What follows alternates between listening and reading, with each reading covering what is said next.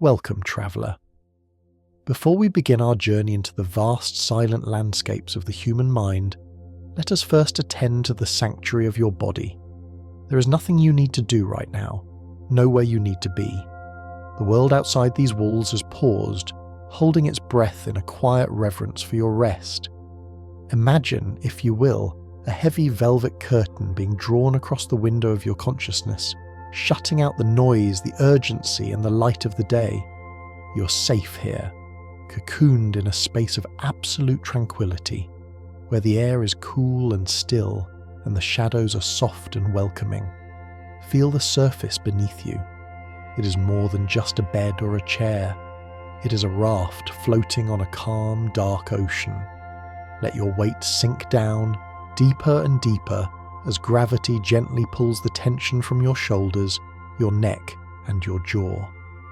Allow your eyelids to become heavy, weighted down by a pleasant, irresistible fatigue. Picture a warm golden light beginning at the very tips of your toes, slowly moving upward, untying the knots in your muscles, soothing every fibre of your being. As this light travels, it leaves behind a sensation of floating, a profound disconnect from the physical world, leaving you free to wander the ethereal planes of thought and dream. We're about to drift down a long, winding river of knowledge. We will explore the mysteries of psychology, not as a study of textbooks and data, but as a collection of whispers about who we are and why we feel. These are not lessons to be memorized. They are bedtime stories for your soul, gentle truths about the machinery of your mind that will help you understand your own inner universe. Let my voice be the current that carries you. You need not focus intently. If your mind wanders, let it wander. If you fall asleep, let the darkness take you. There is only this moment, this breath, and the slow, rhythmic unfolding of the story. Breathe in deeply, filling your lungs with the night air, and breathe out, releasing the day. Let us begin. Imagine for a moment the landscape of a dense ancient forest. This forest is not made of trees and earth, but of shimmering, intricate pathways of light. This is your brain, a marvel of biological architecture. For years it was believed that this forest stopped growing once we reached adulthood, that the paths were set in stone, immutable and fixed. But we now know of a beautiful concept known as neuroplasticity. Picture a river flowing through a canyon. Over time, the water does not merely follow the path, it changes it. It carves new bends, smooths over rough rocks, and finds more efficient routes to the sea. Your mind possesses this same fluid quality. It is malleable, like soft clay in the hands of a master sculptor. Every time you learn a new skill, think a new thought, or practice a moment of gratitude, you are physically reshaping the neural pathways within you. Visualize these connections as delicate vines in a garden. When you tend to them with repetition and care, they grow thick and strong, blooming with vibrant flowers. When you neglect old, negative habits, those vines wither and fade, returning their energy to the earth. There is a tremendous hope in this reality. It means you are never stuck. You are a work in progress, a masterpiece that is constantly being repainted. Even now, as you listen to these words and embrace relaxation, your brain is wiring itself for peace, building bridges over the chasm of stress, creating a permanent sanctuary of calm within your own biology. Drifting further down this stream of thought, let us contemplate the nature of unfinished business. Have you ever noticed how a song cut off in the middle echoes in your mind longer than one that finishes? This is a phenomenon often likened to a door left slightly ajar, letting in a draft. It is the tension of the incomplete. In the realm of psychology, this is known as the Zeigarnik effect. The mind has a distinct preference for closure. It holds on to uncompleted tasks like a juggler keeping balls in the air, using energy to maintain the suspension. However, in this state of deep rest, we can use this knowledge to find release. Visualize yourself walking down a long hallway lined with doors. Some are closed, representing the tasks you have finished, the conversations you have concluded, but some are open, spilling light into the hall, These are the worries of tomorrow, the emails not sent, the plans not yet solidified. Instead of rushing to finish them, imagine you are simply gently pulling the handle of each door. You're not locking them, you're merely clicking them shut for the night. You're giving your mind permission to put down the juggling balls. By acknowledging that these tasks will wait for you, you satisfy the mind's need for order without expending the energy to solve them. Hear the soft click of the latch. Click, click, click. The hallway becomes dark and quiet. The loop is closed, not by action, but by the decision to rest. The tension dissipates, and you are free to float past the closed doors into the open courtyard of your dreams. As you step into that courtyard, notice the temperature of the air. It is perfectly temperate, but imagine for a moment holding a warm ceramic mug in your hands. Feel the heat radiating through your palms, travelling up your wrists, warming your blood. It is a comforting, grounding sensation. This brings us to the subtle magic of physical priming. Our minds and bodies are so deeply intertwined that the physical sensations we experience can shape our emotional reality without us even realising it. There is a profound link between physical warmth and emotional warmth. When we hold something warm, we tend to perceive the people around us as kinder, more generous, and more trustworthy. It is as if the heat from the tea or the blanket melts the icy walls of judgment we sometimes erect. Picture yourself wrapped in a heavy heated blanket on a cold winter's night. That sensation of being swaddled and heated triggers a deep, primal memory of safety and care. It tells your brain that you are nurtured. In this relaxation, we can simulate that warmth. Imagine a golden glow in the centre of your chest, a hearth fire burning steadily. This internal heat radiates outward, softening your thoughts, making you feel more charitable toward yourself. You're not just physically warm, you're emotionally thawed, bathed in a liquid kindness that dissolves all harshness and criticism, leaving only a glowing ember of contentment. From this place of warmth, let your mind wander to a time when you were completely absorbed in an activity. Perhaps you were painting, or gardening, or watching the ocean waves crash against the shore. The world around you seemed to fade away.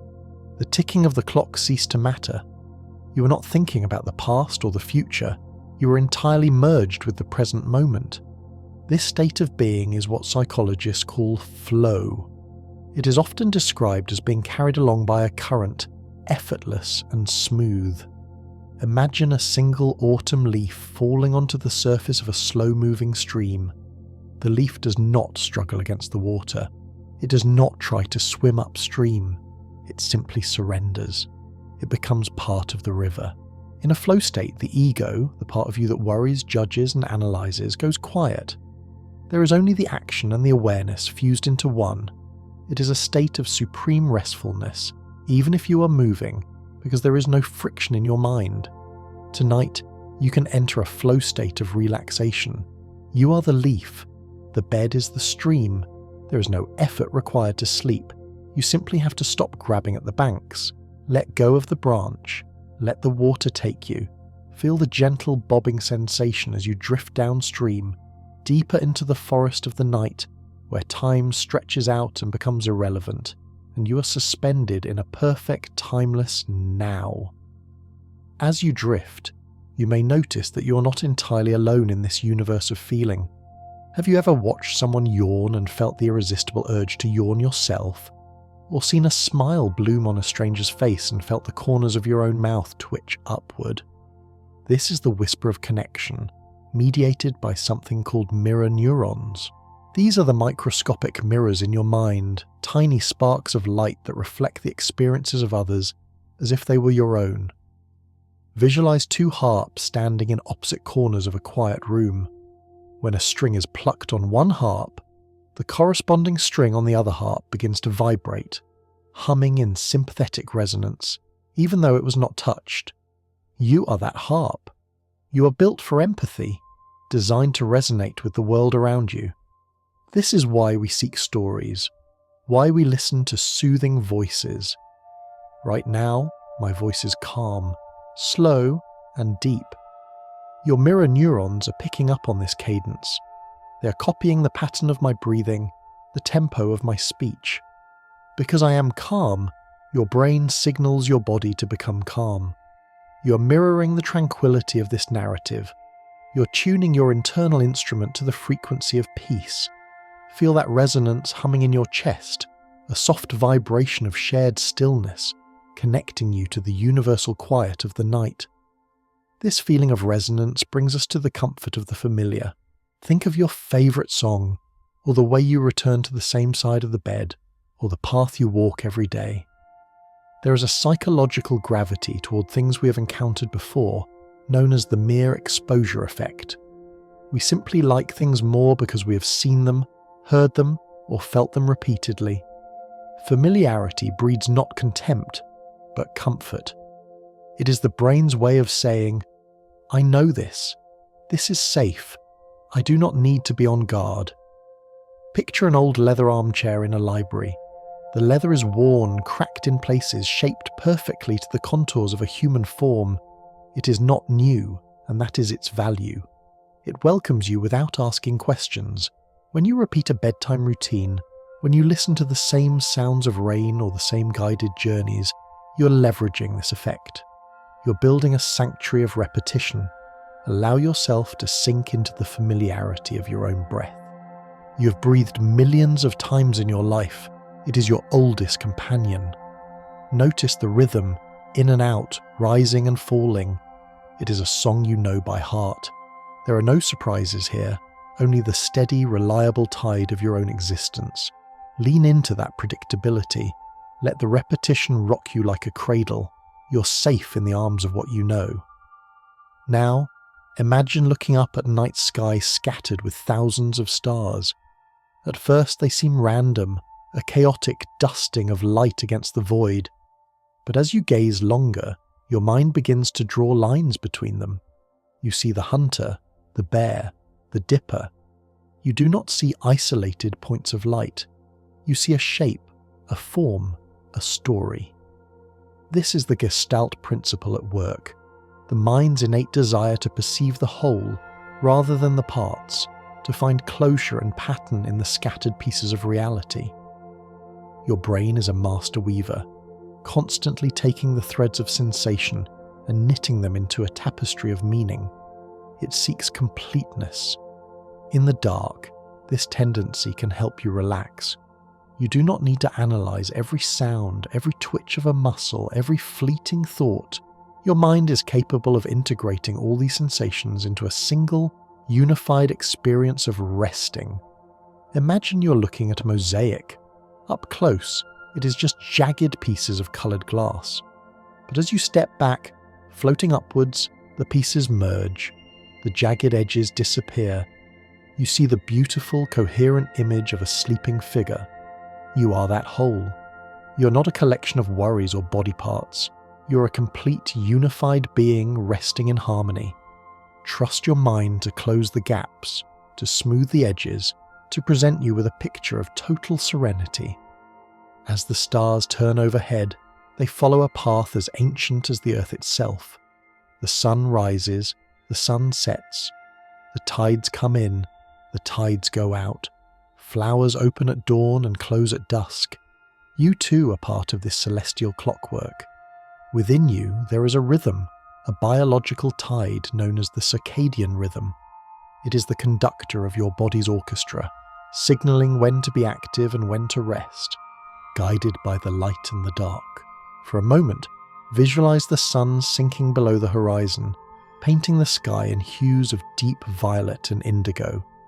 As the light fades, your body begins to produce its own potion of sleep, a chemical messenger that tells every cell it is time to slow down. In our modern world, we often fight this tide with artificial lights and screens, trying to swim against the cosmic current. But tonight, you're aligning yourself with the rhythm of the universe. You're turning off the false suns and embracing the true night. Feel your body sinking with the rotation of the planet. As the Earth turns its face away from the sun, you turn your attention away from the waking world. You're drifting in time with the spheres, carried by the momentum of nature itself. There is no need to force sleep. It is as inevitable as the sunrise. You're simply riding the wave of your own biology back to the shore of dreams.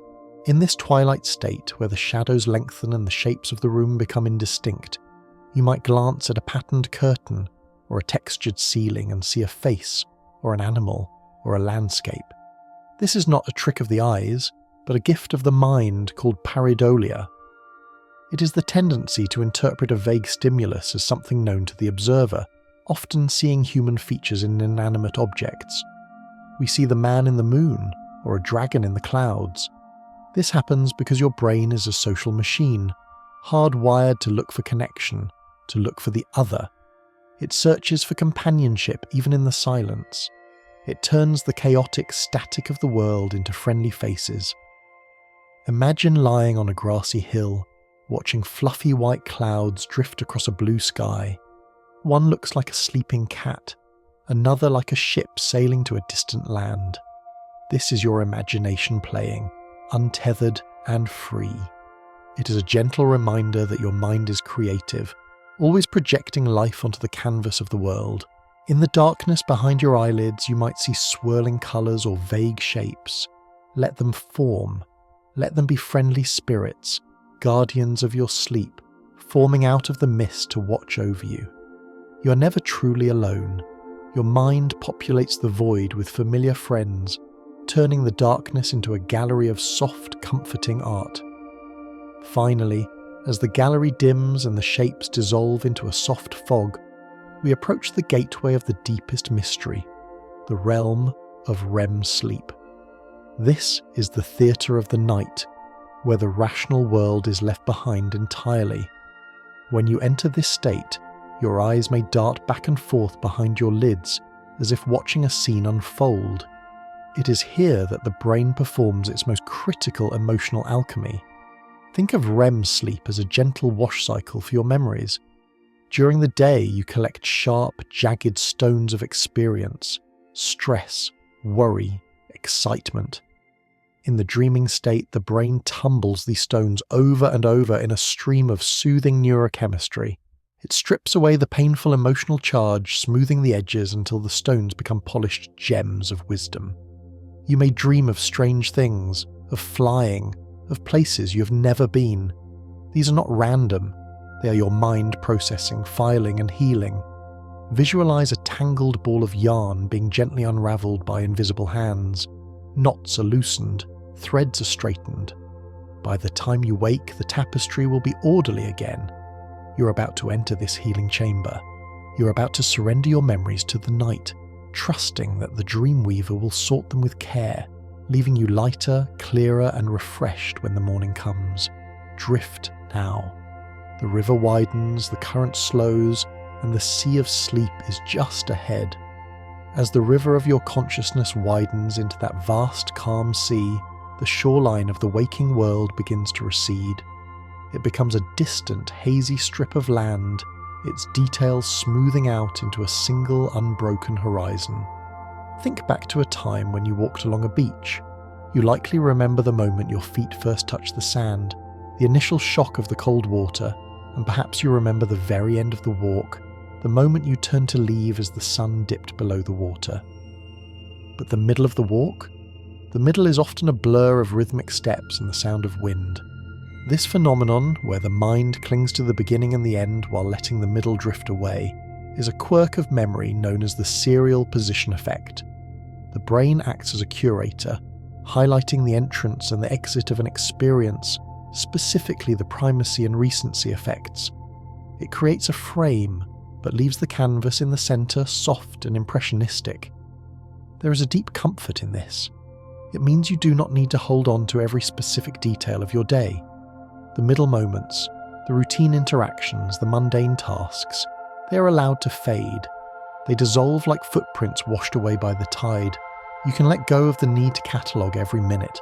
Your mind naturally archives what matters, the start and the finish, and grants you permission to let the vast middle ground simply be a wash of sensory experience, requiring no effort to retain, no energy to store.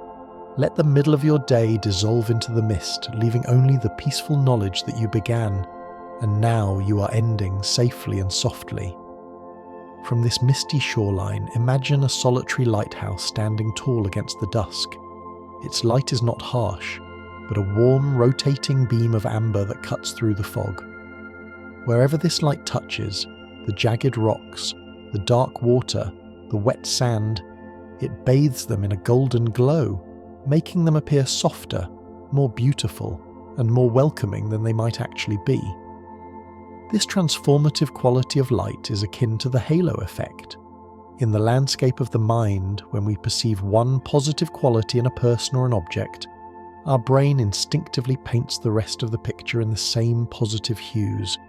If we see beauty, we assume kindness. If we see warmth, we assume safety. While this can sometimes lead us astray in the waking world, here in the realm of rest, we can use it to paint our environment with peace. Focus on a single sensation that feels good right now. It might be the softness of your pillow or the pleasant weight of the blanket. Let that one positive sensation become the lighthouse. Allow its halo to expand. Because the pillow is soft, the night is gentle. Because the blanket is warm, the room is a sanctuary. Because you are still, the world is safe.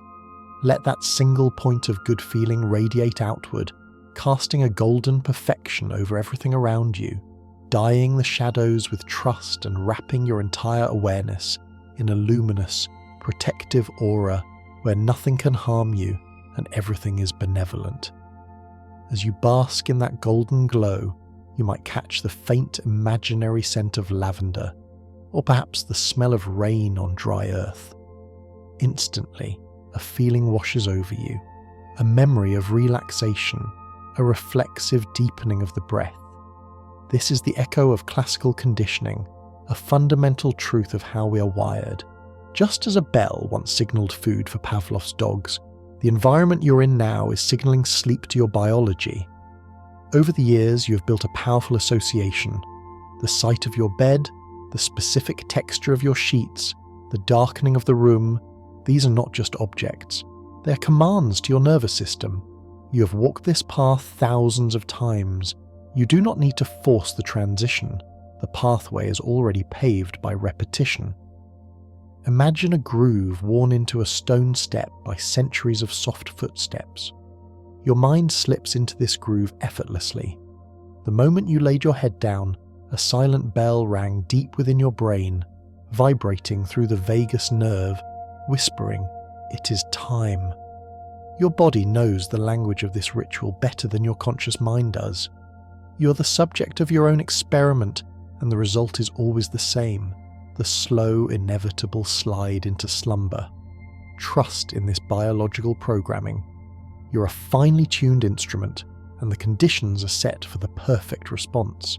The trigger has been pulled, and the bullet is a feather, moving in slow motion towards the target of dreams.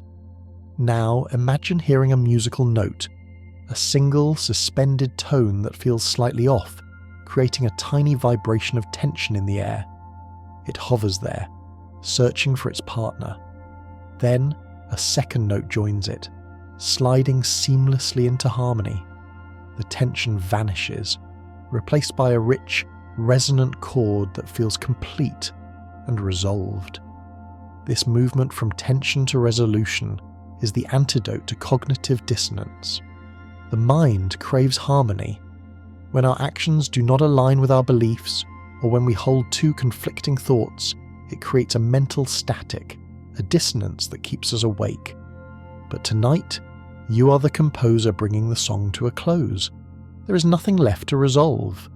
If there were moments today where you felt out of tune, where things did not go as planned, visualize those moments as drifting notes floating up into the night sky. Watch as the universe rearranges them. See them finding their harmonic counterparts in the stars. The song of your day is resolving into a major chord of acceptance. You do not need to fix the discord now. You simply need to accept the silence that follows the music. Acceptance is the ultimate harmony. By accepting that the day is done and that you did your best, you align your inner belief with your current reality of rest. The static clears. The vibration in your chest smooths out. You're in tune with the stillness. Visualize a great stone pyramid rising from the center of a lush valley. Its base is wide and solid, covered in moss and vines. This base represents your fundamental needs: the safety of your body, the air in your lungs, the warmth of your shelter. In the hierarchy of the mind created by Abraham Maslow, we must stand on this solid ground before we can reach for the clouds. Feel the stability of that base beneath you. You are fed, you are warm, you are sheltered. The foundation is secure. As your eyes travel up the pyramid, past the layers of belonging and esteem, you reach the very peak, a capstone made of crystal that catches the starlight. This is self-actualization, the desire to become the best version of yourself. But here is the secret for the night. You do not need to climb the pyramid right now. You do not need to strive for the peak. It is enough to simply lie at the base, in the tall grass, looking up at the summit. Rest is the fuel for that climb. You cannot reach the crystal peak with a weary spirit. Tonight, your only job is to tend to the foundation. Paradoxically, by stopping the climb and tending to your basic need for sleep, you're serving your higher self. You're reinforcing the stones at the bottom so they can support the heights of tomorrow. Feel the ancient grounding energy of the earth beneath the pyramid. You're supported. You're held. The climb can wait. Imagine you are standing on a stage. A bright hot spotlight is fixed on you. You can feel the heat on your skin, the glare in your eyes. You feel every movement is being watched, every flaw magnified. This is the spotlight effect. Our tendency to believe the world is paying far more attention to us than it actually is. It is a source of great anxiety, this feeling of being the protagonist in everyone else's play. But now, reach out a hand and slowly lower a dimmer switch on the wall. Watch as the spotlight fades.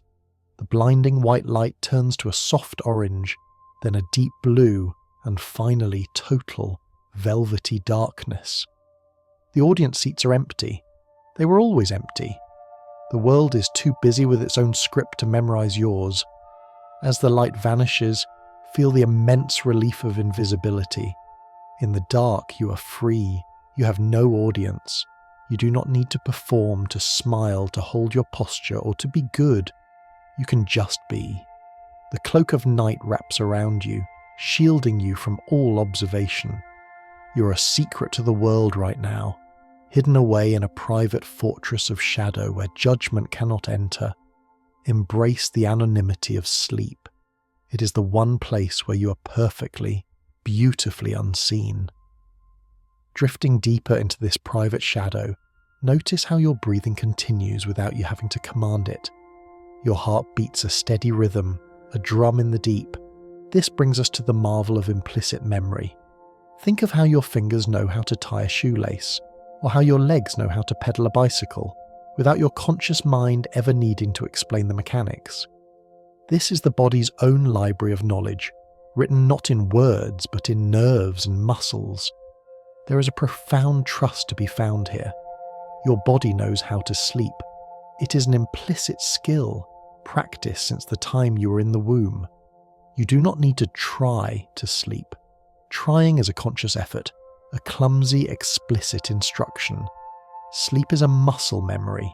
All you need to do is take your hands off the wheel. Imagine a pilot engaging the autopilot on a sleek jet flying through the stratosphere. The pilot leans back, closes their eyes, and lets the computer take over. The plane flies smoother than any human hand could guide it. Your subconscious is that autopilot.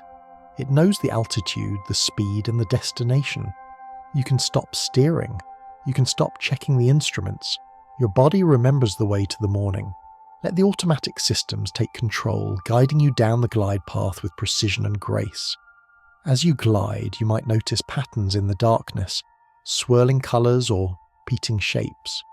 Have you ever learned a new word and then suddenly started hearing it everywhere? Or bought a car and suddenly realised the road is filled with that exact make and model? This is the Bader-Meinhof phenomenon, or the frequency illusion. The world didn't change, your filter did. Your brain is a powerful sorter, deciding what to let in and what to ignore. It highlights what you focus on. Tonight, we can set the filter to tranquility. If you look for silence, you will find it in the spaces between the crickets' chirps. If you look for comfort, you will find it in the cool side of the pillow. Visualize a heavy velvet curtain over the doorway of your mind. You are the gatekeeper. You can decide that tonight, the only things allowed to pass through the curtain are thoughts that are soft, slow, and blue. Any sharp, bright, or loud thoughts are simply unnoticed, filtered out like background noise in a busy cafe. You're tuning your receiver to the frequency of the stars. The static of worry is still there, perhaps, but you're no longer picking up the signal. You're only receiving the clear, deep transmission of the night, noticing the peace that was always there, waiting for you to pay attention to it. Imagine a sky heavy with dark, slate-grey clouds. The air is thick, charged with the pressure of an approaching storm. There is a sense of heaviness, a waiting. Then, the first drop falls, then another, and suddenly, the sky opens up, and the rain comes pouring down, a torrential washing release. This is catharsis. In psychology, it is the purification and purgation of emotions. But it doesn't always have to be a dramatic explosion of tears or anger. It can be a quiet, internal washing.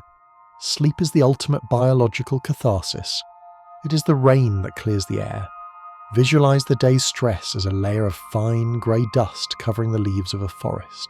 Now, visualize the sleep rain beginning to fall. It is a warm, gentle shower. Watch as the water hits the leaves, collecting the dust and dripping off the tips, absorbed harmlessly into the soil. The leaves are left bright, green, and glistening. The air smells clean, infused with ozone and damp earth. You don't need to analyze the dust, you just need to let the rain fall. Let the emotions of the day run off you like water off a sloping roof. There is no need to hold on to them. Let them flow into the gutters of the night, carried away to the great ocean, leaving your inner landscape scrubbed clean and ready for the new growth of tomorrow. Finally, as the rain clears and the moon breaks through the clouds, consider the concept of object permanence. When a baby plays peekaboo, they laugh with delight because for a moment, they believe the hidden face has truly vanished, and its return is a miracle. As we grow, we learn that things continue to exist even when we cannot see them. We know the car is in the garage. We know the sun is shining on the other side of the world. Apply this comfort to your life right now.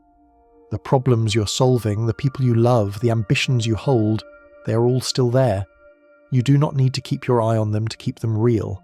You can put them in a box, close the lid, and slide it under the bed. They possess object permanence. They will be there when you wake up. You do not need to hold the world together with your attention. The world is solid. It can sustain itself without your supervision for 8 hours. Visualize your life as a sturdy, heavy oak table. You can walk away from it, turn off the lights, and go into the other room to sleep. The table will not vanish. It will stand there, strong and waiting. You are free to disconnect, to let the screen go black, knowing with absolute certainty that the universe will hold your place until you return. Drifting further now, the table fades, the room fades, and you're left floating in the space between knowing and unknowing. In that space between knowing and unknowing, where the logical mind begins to untether itself from the shore of reality, you may find that images from your day continue to cascade behind your eyelids. Perhaps you see the phantom scrolling of a screen, or the repetitive motion of a task you performed for hours. This is the echo of the mind, a phenomenon known as the Tetris effect. It is named after the falling blocks of a game, but it applies to any activity that captures our focus. The brain, in its dedication, continues to process the patterns even after the activity has ceased, projecting them onto the canvas of your rest. Instead of fighting these lingering images, imagine them transforming. If you see scrolling text, watch as the letters detach themselves and turn into falling autumn leaves, drifting slowly down to a forest floor. If you see geometric shapes or the ghosts of spreadsheets, visualize them softening, their sharp corners melting away until they become smooth, round riverstones. You're watching the momentum of your own neurons slowing down. It is a beautiful thing, this persistence of the mind, but now we can guide it. Imagine that every repetitive thought is a block falling into a foundation. They are not piling up to overwhelm you, they are slotting perfectly into place to build a wall of protection. Click, click, click. The wall rises, solid and secure, screening out the noise of the world. With every falling shape, the structure of your sleep becomes more stable, a fortress of solitude built from the very fragments of your day. Safe behind this wall, imagine holding an old brass telescope to your eye. When you look through it, the world is magnified, but the edges are blurred. If you twist the lens, the focus changes.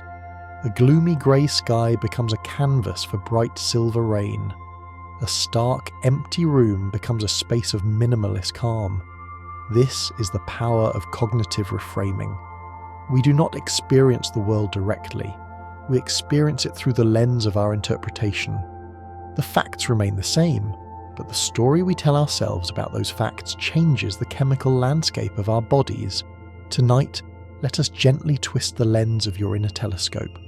Perhaps you felt the day was lonely. Rotate the glass. See the image blur and sharpen again. Now, that same isolation is solitude, a rare and precious luxury. Perhaps you felt the day was unproductive. Twist the lens again. Now it is restorative, a necessary winter for the soil before the spring. You have the power to change the lighting of your own memories. Visualize yourself in a dark room, developing the photographs of the last 12 hours. You are the artist. You can choose to print them in soft sepia tones, smoothing out the harsh contrasts. You can crop out the noise. You can choose to focus on the small, quiet moments of beauty. A cup of coffee, a smile, a moment of sunshine. Frame these moments in gold. Hang them in the gallery of your mind. The rest, the overexposed and the blurry, you can simply sweep into the bin, for they do not belong in this gallery of peace. As you wander through this quiet gallery, you notice it is spacious. There is very little furniture. There is just one comfortable chair, one lamp, one window. It feels incredibly liberating. In the modern world, we're often drowning in options: what to watch, what to eat, what to buy. This abundance creates a subtle, humming anxiety known as the paradox of choice. We believe that having more options makes us freer, but often it simply paralyzes us, draining our energy as we weigh every possibility. Here, in the sanctuary of sleep, you are granted the ultimate luxury, the absence of choice. There are no decisions to be made right now. You do not need to choose a direction. You do not need to select a response. There is only one path, and it leads down. Visualize walking into a vast white room. It is completely empty, save for a soft white bed in the center. There is no clutter. There are no shelves of products. There is no list of tasks. The relief is palpable. Your brain can stop calculating. It can stop comparing. The what-ifs and should-haves evaporate because there are no other options here. There is just the simple, singular act of resting. Embrace the simplicity. Drink it in like cool, clear water. The burden of freedom is lifted, replaced by the comforting weight of necessity. You must sleep. It is the only thing on the menu, and it is exactly what you need. Settling into that singular purpose, you might hear the faint hum of a refrigerator, or the ticking of a clock, or the distant sound of traffic. At first, these sounds might seem intrusive, but if you lie still, something magical happens. The sounds begin to recede. They do not get quieter in decibels, but they fade from your awareness. This is sensory adaptation. Your nervous system is designed to detect change. It ignores what is constant. It is why you cannot feel the shirt on your back or the ring on your finger after a few minutes. Your body whispers, "This is safe. This is normal. We can stop listening to this." Use this power now. Imagine your senses are a set of volume sliders on a mixing board. You don't need to force the world to be silent. You simply wait for your brain to classify the noise as background. The ticking clock becomes the heartbeat of the room. The distant traffic becomes the sound of the ocean. Visualize the nerves in your skin settling down, wrapping themselves in a blanket of numbness. They are ceasing their report. They have no news to send to the captain. All is well, they signal before going dark. You are merging with your environment. The boundary between your skin and the sheets is blurring. You're no longer a person lying on a bed. You are part of the bed, part of the room, part of the stillness. You are adapting to the dark, becoming a creature of the night, perfectly at home in the silence. In this state of integration, imagine rising effortlessly and floating toward a large arched doorway made of ancient stone. The air on this side is warm and heavy with the scent of old paper. As you float through the archway, you feel a sudden, pleasant shift. The air on the other side is cool, smelling of mint and pine. You pause, and for a moment, you forget what was in the previous room. This is the doorway effect. We have all experienced walking into a room and forgetting why we went there. This happens because the brain creates event boundaries. Passing through a door signals the end of one episode and the beginning of another, flushing the working memory to make space for new information. Usually this is a frustration. Tonight, it is a tool for liberation. Visualize the doorway of sleep standing before you. It is tall, carved with symbols of stars and moons. The moment you cross this threshold, the files of the day are automatically closed. You cannot take the worries of the living room into the bedroom of the mind. The doorway filters them out. As you cross the threshold, feel the weight lifting from your shoulders. The backpack of stress is left behind, dissolving into dust on the other side. You have entered a new context. In this room, the only context is peace. The data of the day is not compatible with the software of the night. You're starting fresh, a blank slate, walking into a pristine landscape where the only memory is the rhythm of your own breath. Now, standing in this fresh landscape, you look out at a horizon that stretches infinitely. You decide to look for the colour blue. Suddenly you see blue everywhere, in the flowers, in the water, in the tint of the sky. If you had looked for red, you would have seen red. This is the filter of confirmation bias. We tend to search for, interpret, and recall information in a way that confirms what we already believe or what we are currently focused on. Let us set your internal compass to seek out safety. If you scan your body looking for tension, you will surely find a tight muscle. But if you scan your body looking for comfort, you will find it in abundance. Look for the places that feel good. Look for the looseness in your hands. Look for the warmth in your belly. Because you are looking for it, your brain highlights it, amplifying the signal. You're mining for gold, and because you believe the gold is there, the pan fills with shining nuggets of relaxation. Tell yourself, I am falling asleep. Your mind will immediately begin to search for evidence that this is true. It will notice your heavy eyelids. It will notice your slow heart rate. It will use these facts to confirm the hypothesis. You're proving to yourself with every second that you are indeed drifting away. You're hacking your own bias to convince yourself of the truth, that you are safe and you are sleeping. As you cultivate this belief, imagine wrapping yourself in a heavy velvet cloak. It is the colour of the night sky, embroidered with silver thread. As you pull the hood up, you feel a shift in your identity. You're no longer the worker, the parent, the partner, or the worrier. You're taking on the avatar of the sleeper. This is the Proteus effect. In virtual worlds, people subconsciously adopt the behaviours expected of their avatars. If they wear a tall, strong body, they act with more confidence. If they wear a dark cloak, they become stealthy. Tonight, your avatar is the embodiment of rest. This cloak you wear is heavy, pulling you down into the earth. It possesses the attributes of a mountain, immovable, silent, ancient. By visualizing this form, your physical body begins to mimic it. Your breathing slows to match the deep resonance of the mountain. Your muscles settle with the weight of stone. You're acting out the role of deep sleep until the role becomes the reality. You're not pretending, you're channeling. You're stepping into the archetype of the dormant one, the being who exists only to recharge and restore. Wear the cloak, feel its protection, let it dictate your behavior. The sleeper does not worry, the sleeper rests. Deep within the folds of this cloak a memory flashes, bright and vivid. Perhaps it is a memory of a time you felt perfectly content, a sunset, a warm embrace, a moment of triumph. These intense, detailed memories are often called flashbulb memories, usually associated with shock, but also created by moments of high emotional impact.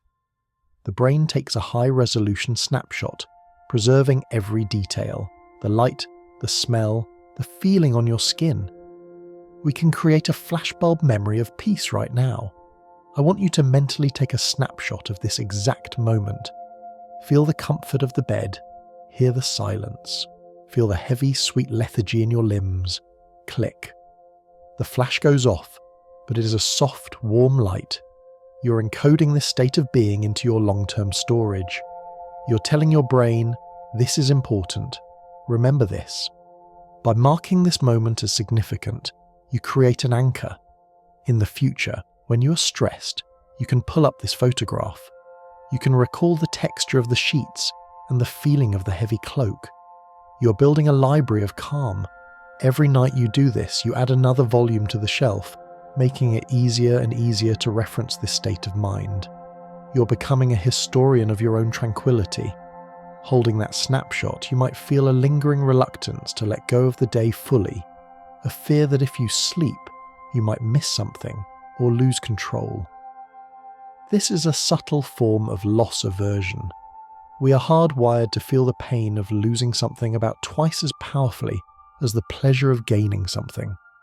We clutch our pennies tight, afraid to drop them, even if dropping them would free our hands to catch diamonds. But look at what you are holding. You're holding on to tension. You're holding on to exhaustion. You're holding on to the static of the conscious mind. These are not coins. They are heavy stones. And look at what you stand to gain. You stand to gain energy, clarity, health, and dreams. The trade is overwhelmingly in your favor. Visualize yourself standing on a bridge over a deep, slow-moving river. In your hands, you hold the stones of the day. They are grey and rough. Open your fingers. It is not a loss. Watch them fall, splash. They disappear into the dark water. You have lost nothing of value. You have only emptied your hands so that they may be filled with the gift of sleep. Feel the relief of the empty hand. The muscles relax. The fear of missing out is replaced by the joy of letting go. Finally, as the ripples from the stones fade on the water below, imagine your spirit floating upward, higher and higher, until you are hovering near the ceiling, looking down at your own sleeping form. You see a body lying safely in bed, chest rising and falling rhythmically. You look peaceful. You look vulnerable and worthy of care. This shift in perspective is known as self-distancing, or sometimes Solomon's paradox. We're often much better at being wise and kind to others than we are to ourselves.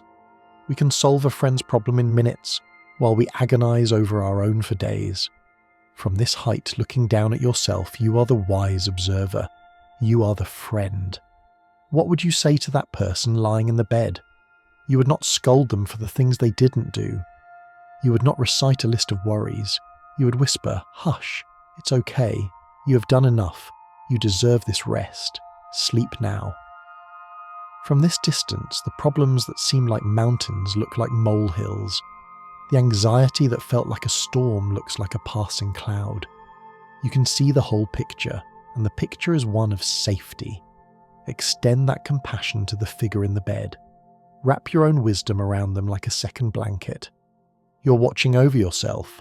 You are your own guardian. And from this vantage point of love and distance, you can finally drift away, higher and deeper into the starlit void that awaits. High within that starlit void, drifting weightless in the sanctuary of your own making, you may begin to perceive the distant, muffled hum of the universe below. Imagine standing in the center of a crowded, glittering ballroom. Voices weave together into a tapestry of sound, laughter, clinking glasses, snippets of 100 conversations. Yet, amidst this chaotic symphony, if someone were to whisper your name from across the room, your attention would snap to it instantly. The background noise would fade into a meaningless grey static, and that single thread of relevance would glow gold.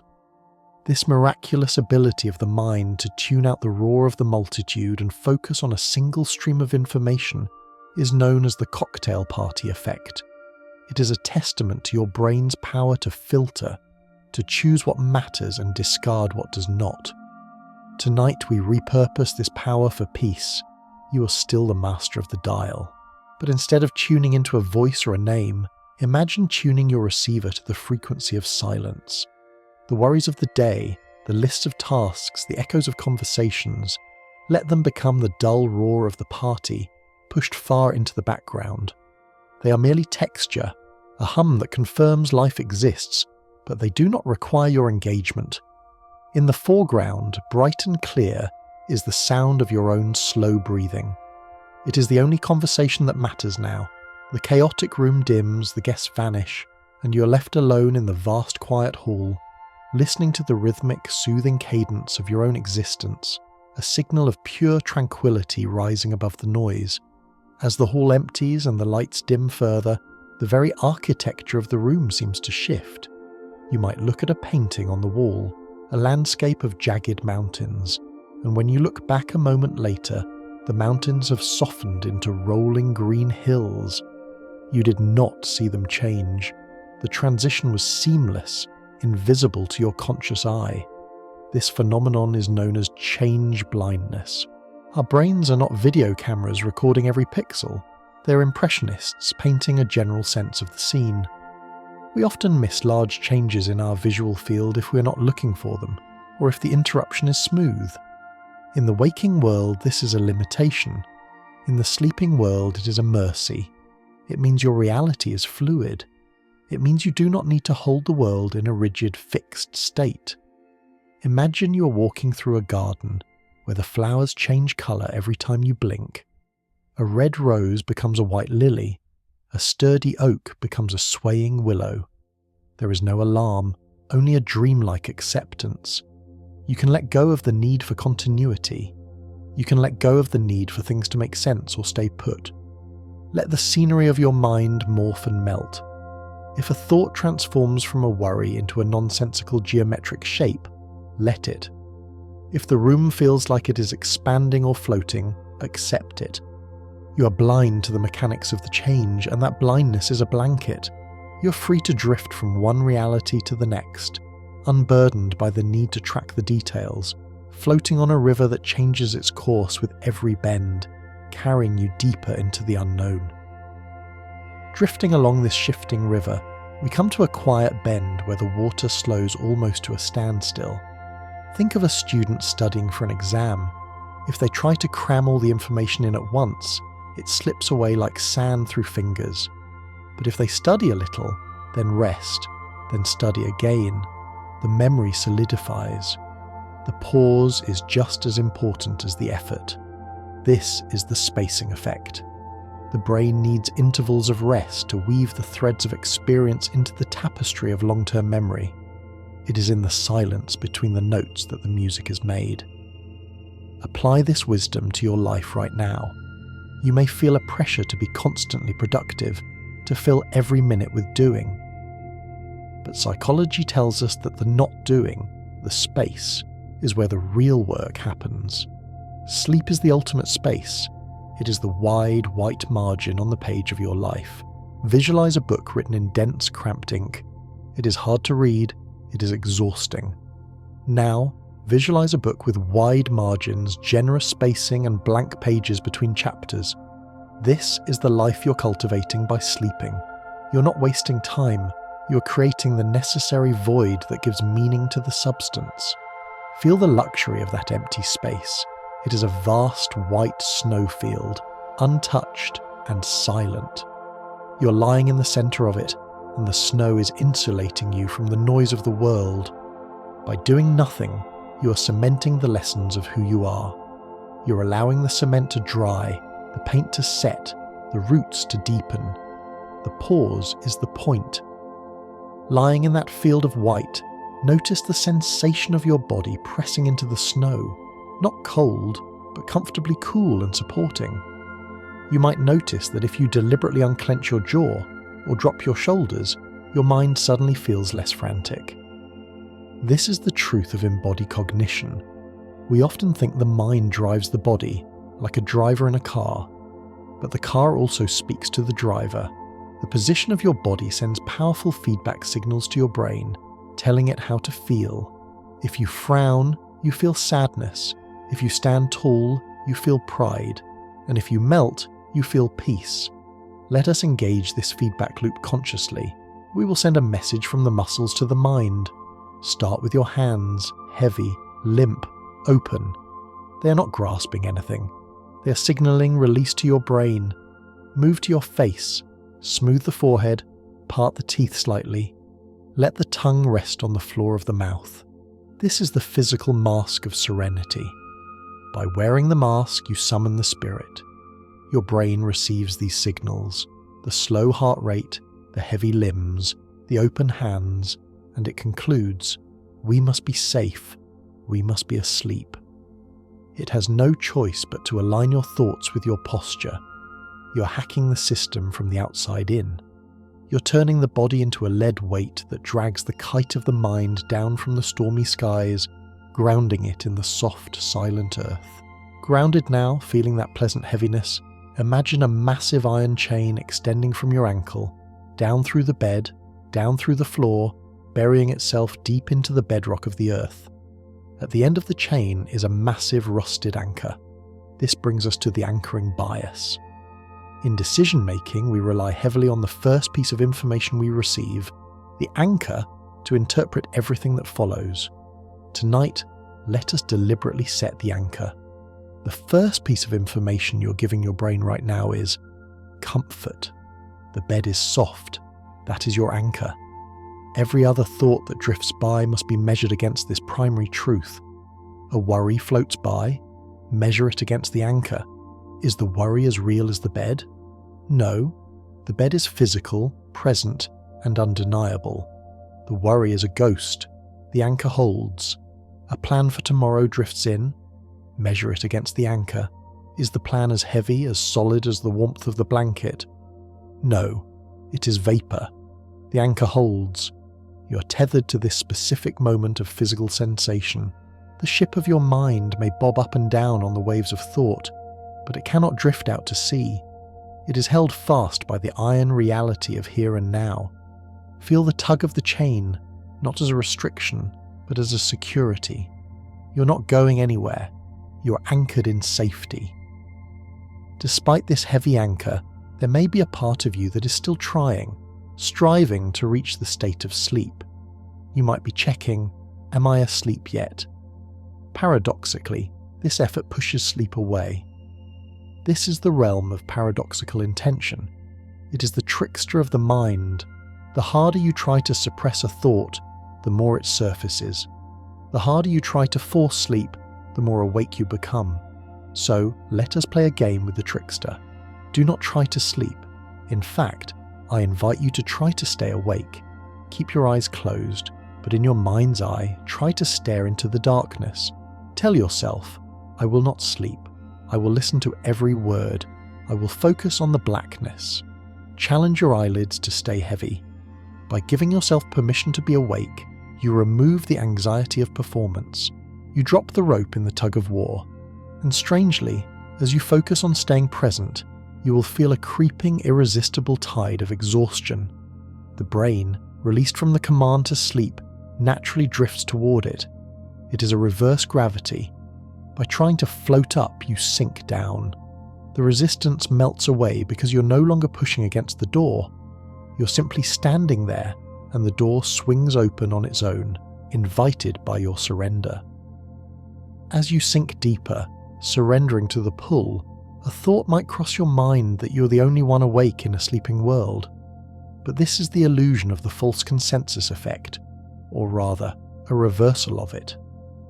We often think everyone experiences the world as we do, but in the silence of the night, we sometimes feel uniquely isolated. Let us flip this. Widen your awareness. Visualize the globe spinning in the dark. Picture a vast, shimmering web of light connecting millions of souls. Right now, at this very second, millions of other human beings are lying in the dark, just like you. They are shifting their pillows. They are letting out a long sigh. They are waiting for the tide of dreams. You are part of a massive silent brotherhood and sisterhood of the night. You're not an isolated consciousness. You're a single note in a planetary chord of rest. Feel the synchronization. Somewhere, someone else is breathing in at the exact moment you're breathing in. Someone else is relaxing their shoulders at the exact moment you are. You're mimicking each other in a vast unspoken consensus of fatigue. You're doing exactly what you're supposed to be doing, exactly what the species is doing. You're in perfect alignment with the collective rhythm of humanity. You're never alone in the dark. You're simply in the quiet company of the world. This quiet company fades as you retreat into your own private capsule. Imagine floating in a pool of water that is the exact temperature of your skin. It is so perfectly matched that you cannot tell where your body ends and the water begins. The room is pitch black. The air is still. This is the concept of rest, restricted environmental stimulation therapy. We spend our days bombarded by sensory input, lights, sounds, textures, data. The brain is constantly processing, filtering, reacting. But in this imaginary tank, the input drops to zero. And when the input drops to zero, the brain stops processing. It sighs. It realizes there is no tiger in the bush, no traffic on the road, no emails on the screen. There is only the void, and in the void, the brain turns inward. It begins to generate its own slow theta waves, the waves of deep relaxation and creativity. Visualize yourself in this womb-like suspension. There is no gravity to fight. There is no light to squint against. The boundaries of your ego dissolve because there is nothing for them to rub against. You're becoming pure consciousness, untethered from the biological machine. It is a return to the primitive oceanic state of being before you were born, floating in the great dark potential of life. It is the ultimate reset button. Floating in this potential, a gentle whisper arises in your mind. I am a good sleeper. I rest easily. You might doubt this, but psychology offers the Pygmalion effect. It is the phenomenon where higher expectations lead to an increase in performance. If a teacher believes a student is a genius, the student often becomes one. We tend to rise to the level of the expectations placed upon us. Tonight, place a high expectation upon yourself. Do not identify as an insomniac or a worrier. Identify as a master of rest. View yourself as someone who has a profound talent for sleeping. Tell yourself, my body is an expert at shutting down. I am brilliant at relaxation. Paint a mental image of yourself as a slumbering giant, deep and immovable. By holding this image, by expecting this result, you are subtly guiding your behavior to match it. Your breathing adjusts to match the breathing of a good sleeper. Your thoughts slow down to match the thoughts of a calm person. You're sculpting your own reality. You are the artist, and you are the clay. Believe in the statue of peace you are carving. The belief itself is the chisel. Trust that the prophecy of sleep is self-fulfilling. You will sleep because you know you will. Finally, consider the gentle law of the reciprocity norm. In human relationships, if someone gives us a gift, we feel an innate compulsion to give something back. It is a balance, a social gravity. But this law applies to nature as well. Consider the day that has just passed. You gave it your energy. You gave it your movement, your thought, your stress, your problem solving. You poured yourself out into the world. You paid your dues. Now, the reciprocity norm dictates that the universe must give back to you. The night is the gift that balances the equation. You have earned this silence. It is not a luxury. It is a repayment. You are the creditor, and the cosmos is settling the debt. Open your hands and receive the payment. receive the darkness, receive the stillness, receive the dreams, you do not need to feel guilty for taking this time. It is the natural swing of the pendulum you gave out. Now you must take in. Feel the energy flowing back into you, filling the empty reservoirs, repairing the wear and tear. It is a fair trade. The ledger is being balanced. As you drift deeper, feel the satisfaction of a deal concluded, a cycle completed, and the peaceful, heavy receipt of the night pressing down upon your eyes. With that heavy, peaceful receipt of the night pressing down, notice how the need to calculate, to weigh options, and to make judgments begins to evaporate.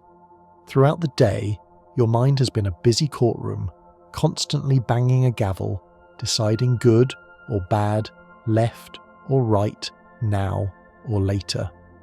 This ceaseless expenditure of willpower is known as decision fatigue. The mental muscles responsible for choice have been flexing for hours, and like any muscle, they eventually reach a point of failure, a point where they simply crave the stillness of surrender. Visualize this inner courtroom now. The gallery is empty. The lights are being extinguished one by one, casting long, soft shadows across the mahogany benches. See the judge, the part of you that steers the ship, slowly standing up from the bench. The judge removes the heavy, stiff robes of responsibility, hanging them on a hook for the night. There is a profound sense of relief in this unrobing. The gavel is placed in a velvet-lined box. The case files are closed. For the next 8 hours, there are no verdicts to be rendered. You do not need to decide which dream to have. You do not need to decide how to breathe. You do not need to decide to heal. All these things happen in the absence of your authority. Luxuriate in the freedom of having no say. You're no longer the driver gripping the wheel. You're the passenger in a sleeper car, feeling the rhythmic motion of the train carrying you through the dark, trusting completely in an engineer you cannot see. As the train of thought slows, you might become acutely aware of the exquisite comfort of your current position, the softness of the mattress, the crisp coolness of the pillow. This appreciation is heightened by a psychological phenomenon called the contrast principle. We understand the world not in absolutes but in comparisons. A candle flame is blinding in a cave but invisible in the sunlight. Warm water feels scalding to cold hands. Consider the friction of your day. The hard chairs, the bright screens, the loud noises, the emotional resistance. These were not punishments. They were the preparation for this specific pleasure. The exhaustion you feel is the dark background that makes the diamond of sleep shine so brilliantly. If you had spent the day in bed, this moment would hold no sweetness. But because you struggled, because you stood, because you worked, this release is ecstatic. Visualize the hardness of the day as a rough stone you have been carrying. Now, imagine dropping that stone into a pile of soft white feathers. The stone represents the contrast. Feel how the feathers envelop it. Let your gratitude for this softness grow. You are harvesting the reward of the contrast. The darker the day, the deeper the night. The harder the climb, the softer the grass at the summit where you now lie. Lying in that soft grass, staring up at a sky obscured by mist, you might find yourself wondering about tomorrow, or trying to solve a lingering riddle of your life. But here, we invite the spirit of negative capability. Coined by the poet John Keats, this is the capacity to be in uncertainties, mysteries and doubts, without any irritable reaching after fact and reason. It is the ability to rest in the not knowing. The waking mind hates a vacuum. It rushes to fill gaps with answers, even if they are wrong. But the sleeping mind loves the fog. Imagine you're floating in a small boat on a misty lake. You cannot see the shore. You cannot see the bottom. Instead of panicking, instead of paddling furiously to find land, imagine shipping your oars. Lay them down in the boat. Lean back and look up into the grey, swirling mist. It is soft and damp against your face. There is a terrible beauty in not knowing where you are. You're suspended in potential. You're safe in the cloud of unknowing. By accepting the mystery, by refusing to force a solution tonight, you open the door to intuition. The The answers will come, not by hunting them, but by letting them find you when the mist clears in the morning. For now, be content to float in the white silence of the unanswered question. As the mist on the lake thickens, it begins to condense into water, merging the air with the surface of the lake until you are entirely encompassed by the element of water. This connects us to the primal psychology of the blue mind. Science tells us that the mere sight or sound of water shifts our brain waves from the anxious beta frequency to the relaxed alpha frequency. We are biological creatures composed largely of water. Returning to it feels like a homecoming. Visualize the colour blue. Not a bright electric blue, but a deep oceanic indigo, the colour of the sea at midnight. Imagine this colour is not just a visual experience, but a physical substance. It is a thick, cool gel that fills the room. It supports your weight entirely. You're submerged in this liquid silence. The blue mind effect takes over. Your heart rate slows to match the rhythm of the tides. Your skin temperature equalizes with the water. There is a feeling of vastness, of connection to all the oceans of the world. In this blue state, the sharp edges of your thoughts are smoothed down, just as jagged glass is turned into smooth sea glass by the tumbling of the waves. You're being tumbled gently, rolled over and over in the deep currents, polished, smoothed, and washed clean of all sharpness. Deep within this blue submersion, you might hear a word or a phrase repeating in your mind. A worry, a name, a task. Let us apply the phenomenon of semantic satiation. If you say a word, like umbrella or night, over and over again, rapidly, it loses its meaning. It disintegrates into a series of nonsensical sounds. The brain's neurons, fired repeatedly on the same pathway, become fatigued and stop stripping the meaning from the sound. Take the worry that is nagging you. Is it money? Is it loneliness? Is it deadline? Isolate the word.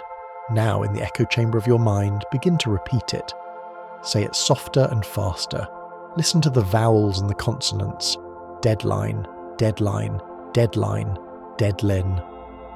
Watch as the word detaches from its definition. It is no longer a concept that carries stress. It is just a rhythmic vibration, a hum, a meaningless noise like the wind in the trees or the drone of a fan. You're dismantling the weapon of the word. You're turning the monster into a mouse. The meaning evaporates, leaving only a shell of sound that crumbles into dust, blowing away into the blue void, leaving you in a quiet space where words have no power and language no longer exists. In this wordless space, you may begin to lose track of the boundaries of your own form. Usually we rely on proprioception, the body's ability to sense its own position in space. You know where your hand is without looking at it, but as you lie perfectly still, the sensors in your muscles and joints stop sending updates. They have nothing new to report. This leads to a sensation known as proprioceptive drift. Embrace this drift. It is the sensation of dissolving. Imagine that the outline of your body, the line that separates you from the bed, is drawn in chalk. Now, imagine a gentle eraser rubbing away that line. The feet fade first. You can no longer tell exactly where your toes end and the sheets begin, then the legs. The sensation of heaviness turns into a sensation of expansion. You're not shrinking, you're spreading out. You're becoming the bed, you're becoming the room, you're expanding to fill the darkness. Without a defined border, there is no inside to hold tension, and no outside to fear. You're simply a field of awareness, vast and open, drifting like a cloud that has decided to unravel its edges and become one with the sky. As your physical form diffuses into the atmosphere, your mind remains a point of focus, susceptible to the gentle persuasion of the illusory truth effect. We tend to believe information is true after we've heard it repeatedly. This is often used to spread misinformation, but tonight we will use it to spread the gospel of peace to your own subconscious. Begin a silent loop of affirmation. Choose a simple, rhythmic phrase. I am safe. I am heavy. I am sleeping. It does not matter if you don't fully believe it yet. The mechanism does not require belief. It requires repetition. Whisper it to the darkness of your mind. I am safe. I am heavy. I am sleeping. The first time, it is a wish. The 10th time, it is a statement. The 100th time, it is an absolute, undeniable fact. Your brain, hearing this signal over and over, begins to accept it as the reality of the moment.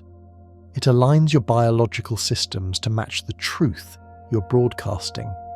You are the programmer, writing a new line of code into your operating system.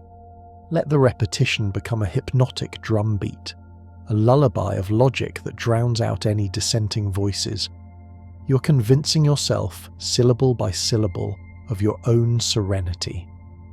As the truth of your safety takes root, you may feel a sudden, sweeping wave of relaxation, almost like a physical swoosh in your chest. This is the parasympathetic rebound. After a period of stress or high alertness, which might have been your entire day, the body doesn't just return to neutral, it often overcorrects, swinging deep into the relaxation response to recover. It is the rest and digest system engaging with a powerful compensatory force. Visualize a great pendulum made of gold. All day you've been pushing it to one side, holding it up against gravity with the force of your effort and anxiety. Now you have let go. The pendulum is not just falling to the center, it is swinging deep to the other side into the realm of profound restorative rest. Feel the momentum of that swing. It carries a heavy, delicious inertia. It is pulling you down, down, down. Do not resist the gravity. This rebound is biological justice. It is your body reclaiming the energy it spent. Ride the arc of the pendulum as it slices through the dark, moving away from the high energy of the day and deep into the silent, motionless cavern of the night's recovery. Riding this pendulum, you travel through the dimension of time. The human mind is a time machine, constantly engaging in chronesthesia or mental time travel, jumping back to re-edit the past or jumping forward to simulate the future. It is a restless traveller, rarely staying in the now. But sleep can only happen in the present. You cannot sleep in yesterday, and you cannot sleep in tomorrow. Visualize the dashboard of this time machine. There are dials spinning wildly, dates flashing by. Reach out with your mind and pull the main lever down to stop. The dates freeze, the spinning ceases, the machine powers down with a descending whine of deactivation. Zoom. Silence. You're here. You're in this second. Feel the texture of the sheets. That is the present. Hear the breath in your throat. That is the present. There is no past here to regret. There is no future here to fear. There is only the eternal suspended instant of now. By anchoring your awareness to the immediate physical sensation, you disable the time machine. You trap the mind in the only place where it can find rest. You're stranded in the present, a castaway on the island of the moment, and it is a paradise of stillness. And now, as the present moment stretches out, widening into an eternity, you approach the final gateway before the dream world takes you completely. This is the borderland of hypnagogia. It is the state of consciousness between wakefulness and sleep, a surreal playground where the rigid laws of physics and logic begin to crumble. In this state, you might see flashes of geometric patterns, shifting grids of neon light, or fleeting nonsensical images. A horse made of clouds, a staircase leading nowhere. You might hear a snippet of a voice or a note of music. Do not be alarmed. These are the phantoms of the brain discharging its excess energy, the screensaver of the mind flickering on. It is a sign that the logical guard is leaving his post. Instead of trying to make sense of these images, watch them with the delight of a child watching fireworks. Let the shapes morph and dance. If you see a face, let it turn into a flower. If you hear a sound, let it become the wind. This is the signpost that says you have crossed the border. You're no longer in the rational world. You're entering the magic theatre. Surrender to the show. Let the strangeness wash over you. pulling you deeper into the rabbit hole, down into the wonderland where gravity is a choice and flying is the norm. Drifting through this kaleidoscope of soft colours, you feel yourself becoming lighter, untethered, ready to ascend into the true dream. As you ascend into that weightless magical theatre, you may find a sudden, profound realization washing over you, the knowledge that you are the creator of this landscape. You're not merely watching the show, you are writing it. This is the dawn of lucid dreaming. It is a state where the dreamer wakes up within the dream, gaining the ability to steer the ship of imagination. In the waking world, we're often subject to the whims of circumstance, tossed about by the waves of events. But here, behind the veil of your eyelids, you are the architect of reality. Test this power now. Visualize a door in front of you. Decide that when you open it, there will be a beach at twilight. Reach out your hand, feel the cool brass of the handle and turn it. The door swings open and the salty breeze hits your face. You did that. You summoned the ocean with a thought. This psychological truth reveals the immense, untapped power of your own intent. You're not a passive victim of the night, you are its master. If a shadow appears, you can turn it into a cloud. If a noise disturbs you, you can turn it into music. Revel in this omnipotence. You are safe here because you are the one holding the pen. You can write a story of perfect peace, painting the sky with the colours of your own choosing, knowing that nothing can exist in this world without your permission. Rising from that beach, imagine floating upward, higher and higher, until the ground falls away completely. You pass through the clouds, through the atmosphere, until you are suspended in the velvet silence of space, looking down at the world below. It is a shimmering blue marble, fragile and glowing against the void.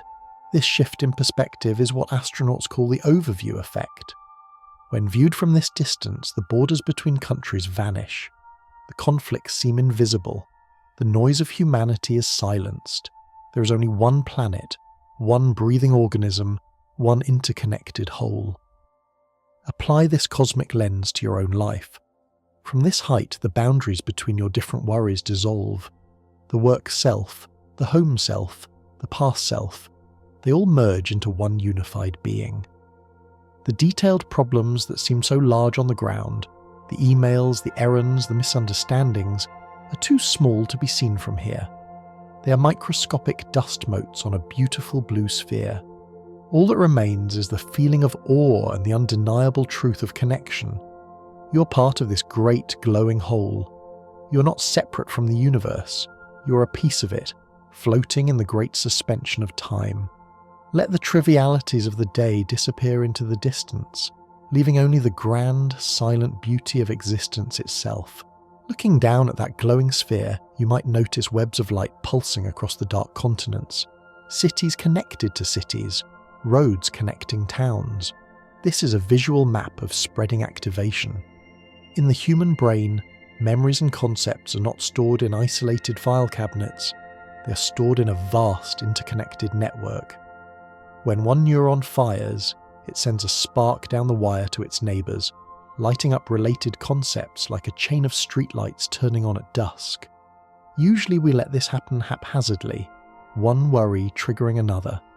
But tonight, you are the grid operator. You can choose which power lines to energize. Imagine lighting up the concept of softness. Watch the spark travel. It activates feather, then cloud, then warmth, then safety. Watch the web of gold light spread across the dark map of your mind, connecting every comforting image you have ever known. A single thought of peace can colonize your entire consciousness if you let the activation spread. Visualize this golden infection of calm.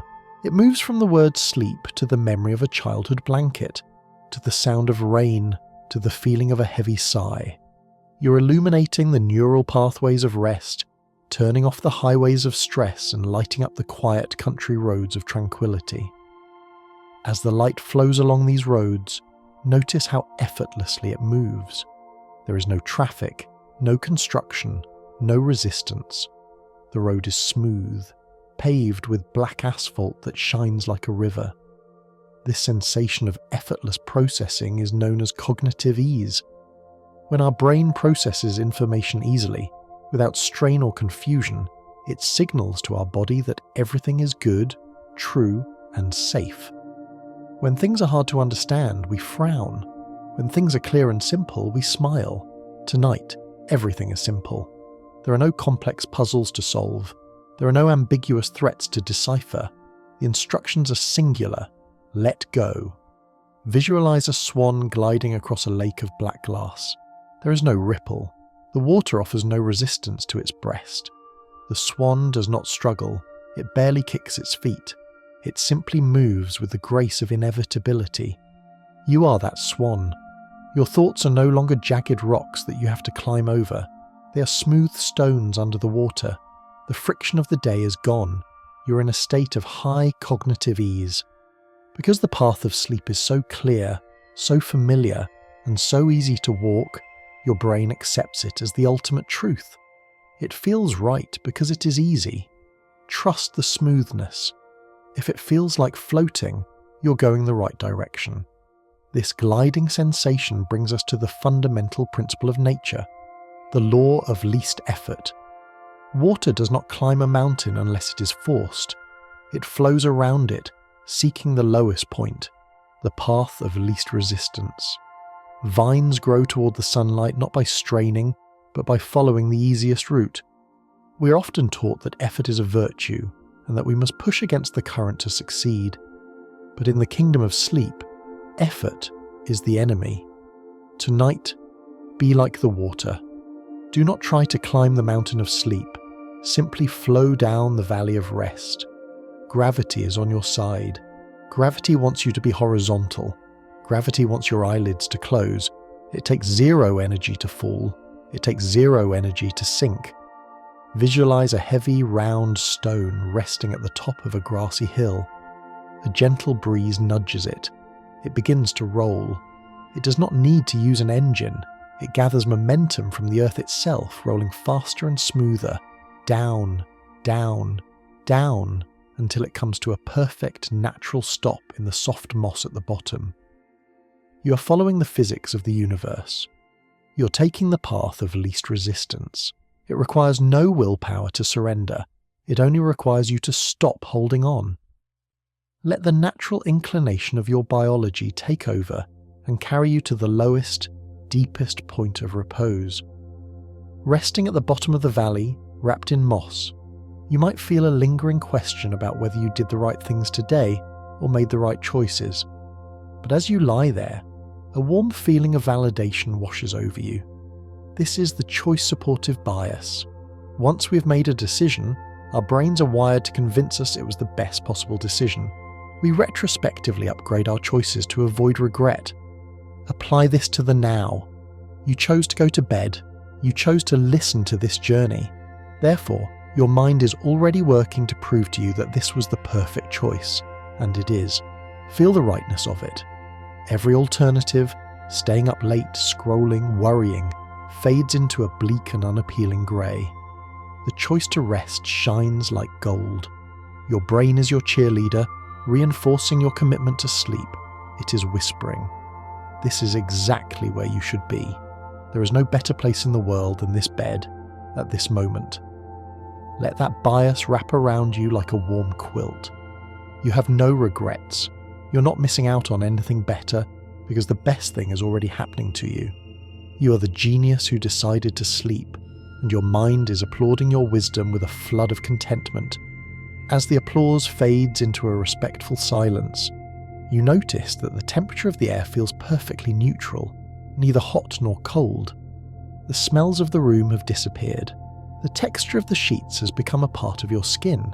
You're experiencing habituation. This is one of the most primitive and powerful forms of learning. When a stimulus is constant and harmless, the nervous system stops reacting to it. It stops sending the signal. Imagine you are living in a cottage by the sea. The first night, the sound of the waves is loud and crashing, but by the seventh night, the waves are just the texture of the silence. You no longer hear them, you only feel their rhythm. Tonight, You're habituating to the darkness. The shadows are no longer foreign, they are your roommates. The silence is no longer empty, it is familiar.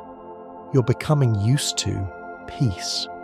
Often, we are so habituated to stress that peace feels strange, like a loud noise. But as you lie here, minute by minute, you're retraining your baseline. You're making tranquility the new normal. The alarms of the world are fading because your brain has marked them as irrelevant. You are bored with the chaos, and in that boredom, you find the sacred stillness of the habituated mind, perfectly adapted to the environment of rest. In this adapted state, where the external world has grown dim, you turn your gaze inward. You might feel a sensation in your chest or your stomach, not a pain, but a subtle shifting, a gut feeling of heaviness and warmth. These are somatic markers. Our bodies are constantly sending us emotional data in the form of physical sensations. Before your conscious mind even knows you are safe, your body knows.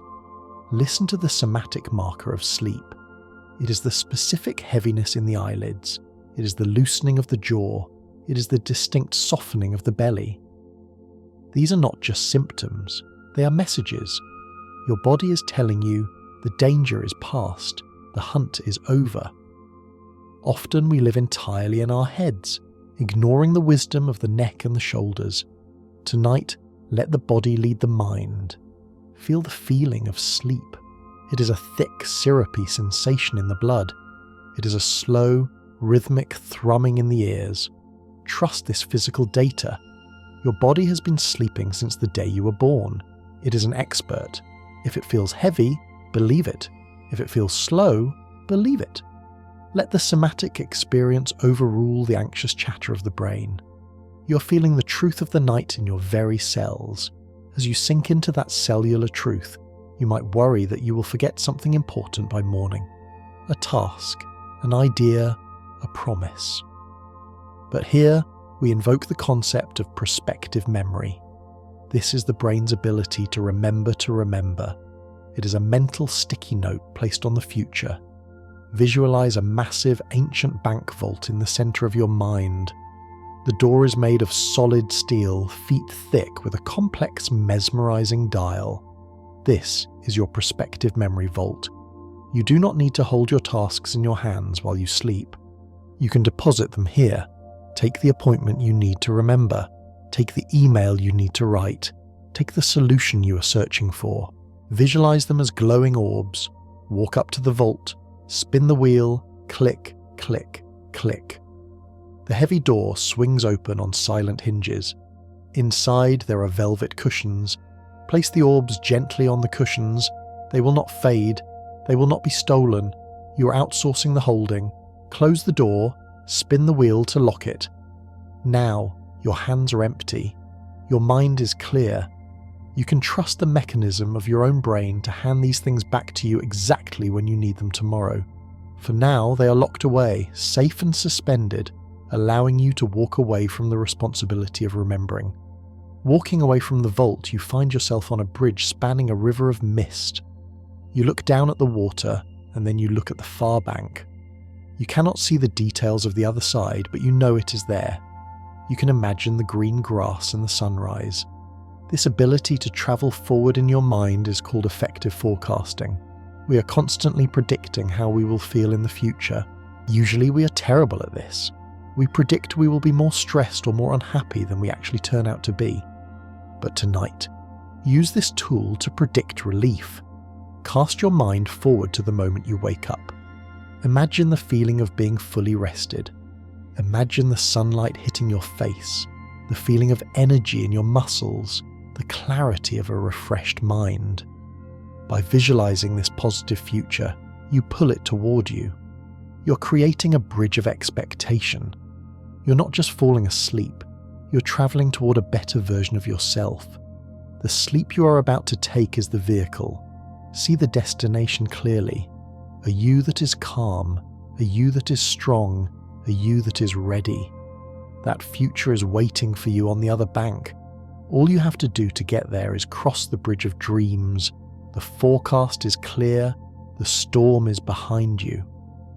Ahead, There is only the soft golden light of a morning that has not yet happened, a promise kept by the silence of the night.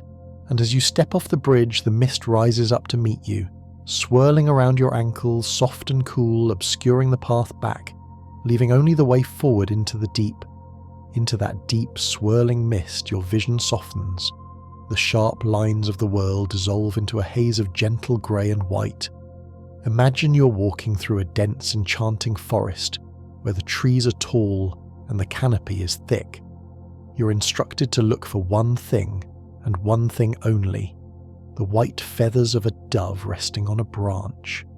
You scan the leaves. You look intently.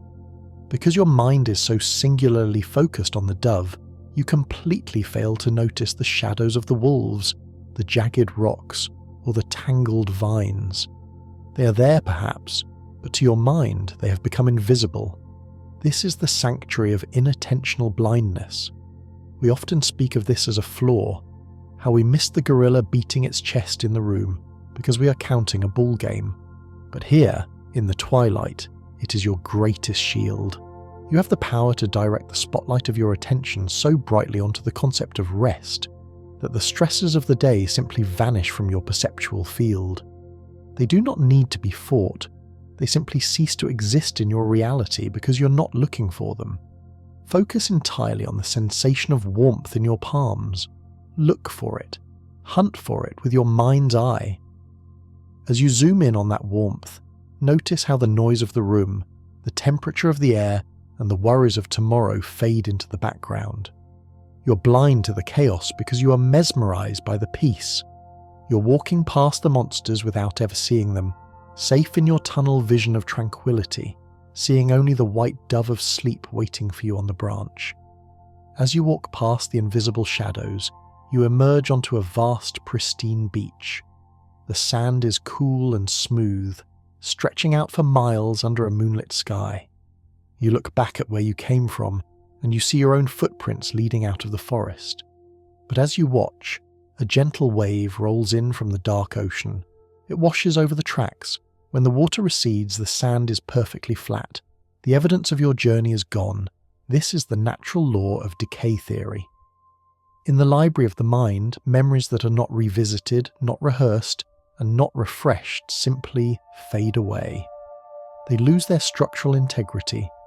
Often we keep our worries alive by constantly tracing over them, like etching a groove deeper and deeper into stone.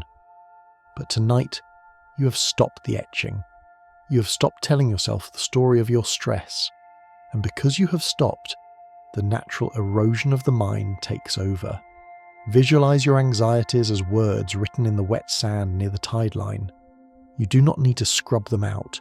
You simply need to stand back and watch the tide. Whoosh! The water comes in. Hiss! The water goes out. The letters are blurry. The edges are soft. Another wave comes. The words are gone. The trace has decayed. The neural pathway, deprived of your attention, quietly disconnects. There is nothing left but the smooth, unblemished surface of the present moment, ready to be imprinted with the dreams of the night. Standing on that smooth sand, you can feel the immense power of the ocean before you.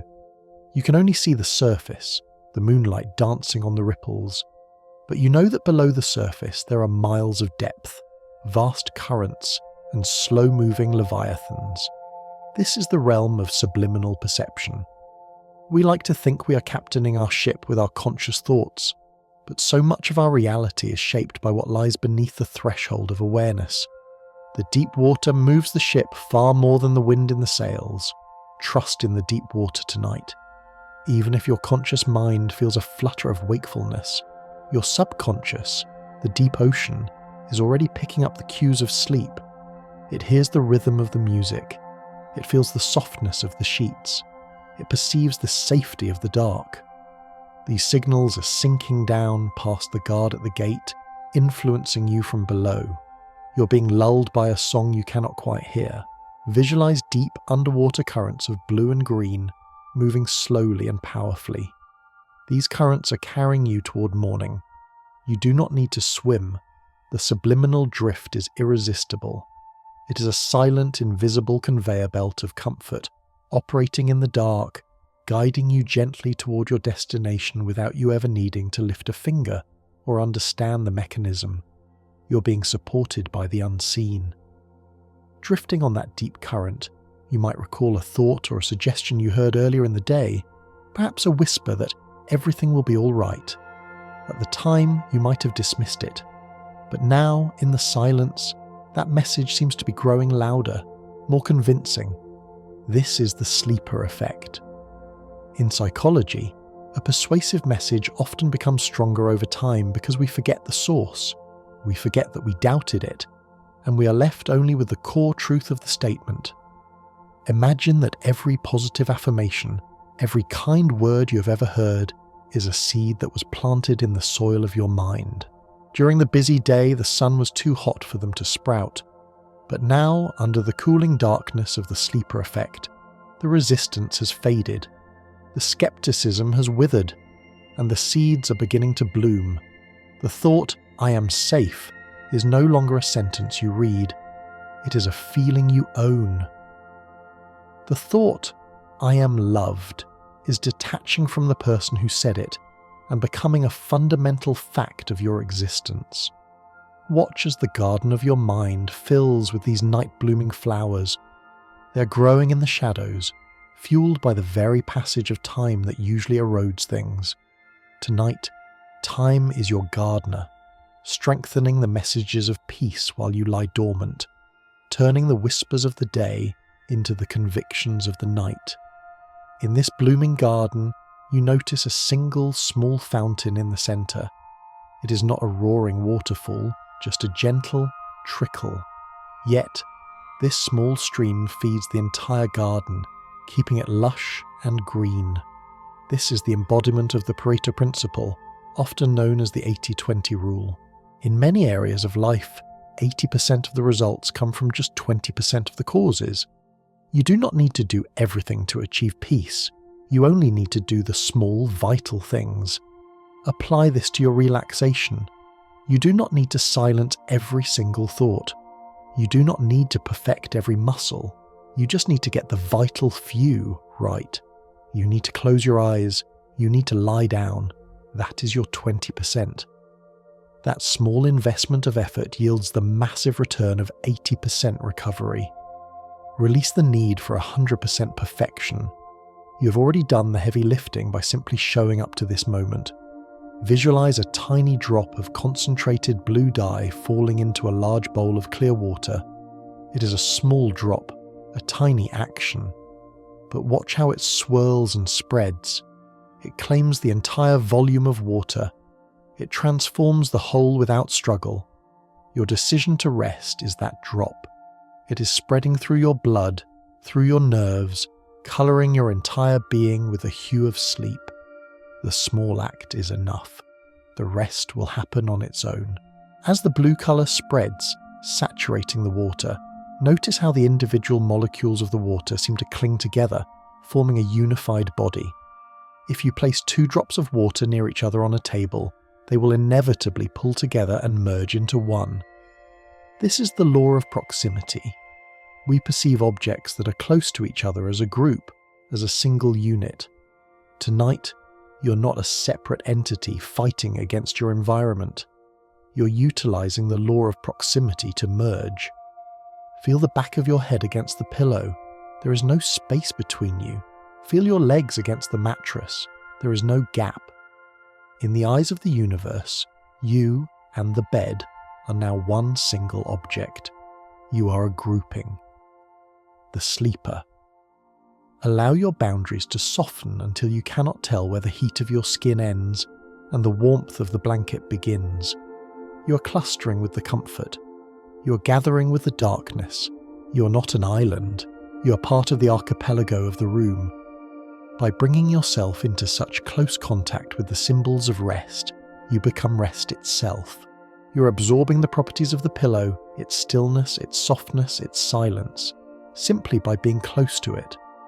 Merged with the stillness, you begin to sense a larger rhythm at play, a beat that is slow and cosmic, like the ticking of a grandfather clock that spans the heavens. This is the fixed interval schedule of the universe. In behavioral psychology, We learn that rewards are often delivered after a set period of time. Nature follows this schedule religiously. The moon waxes and wanes. The tide comes in and goes out. The seasons turn. There is a profound comfort in this predictability. Your body has its own fixed intervals, the ultradian rhythms that cycle every 90 minutes throughout the night, carrying you from light sleep to deep dreaming and back again. You do not need to drive this bus. The schedule is fixed. The reward of REM sleep is coming, just as surely as the sunrise is coming. Visualize yourself waiting on a platform for a train. You do not need to pace. You do not need to worry if the train exists. It is on a track. It is on a schedule. You can sit on the bench, close your eyes, and just wait for the rumble of the engine. The anticipation is not anxious. It is patient. You are part of the great clockwork. The gears are turning. The next cycle of deep restoration is approaching on the fixed interval of your biology. All you have to do is be there to board it. As you wait on that quiet platform, you might catch the scent of old wood and rain, a scent that instantly transports you back to a memory of a childhood cabin. You remember feelings you haven't felt in years. This is state-dependent memory. We recall information best when we're in the same physiological and emotional state as when we encoded it. When you're stressed, you can only remember other times you were stressed. But now, as you slide into relaxation, you're unlocking a different library. You're entering the state of peace. As your heart rate slows, you're gaining access to every peaceful moment you have ever experienced. Visualize a ring of keys appearing in your hand. As your muscles relax, the first key turns in the lock. The door opens to a sunny afternoon on a hammock. As your breathing deepens, the second key turns.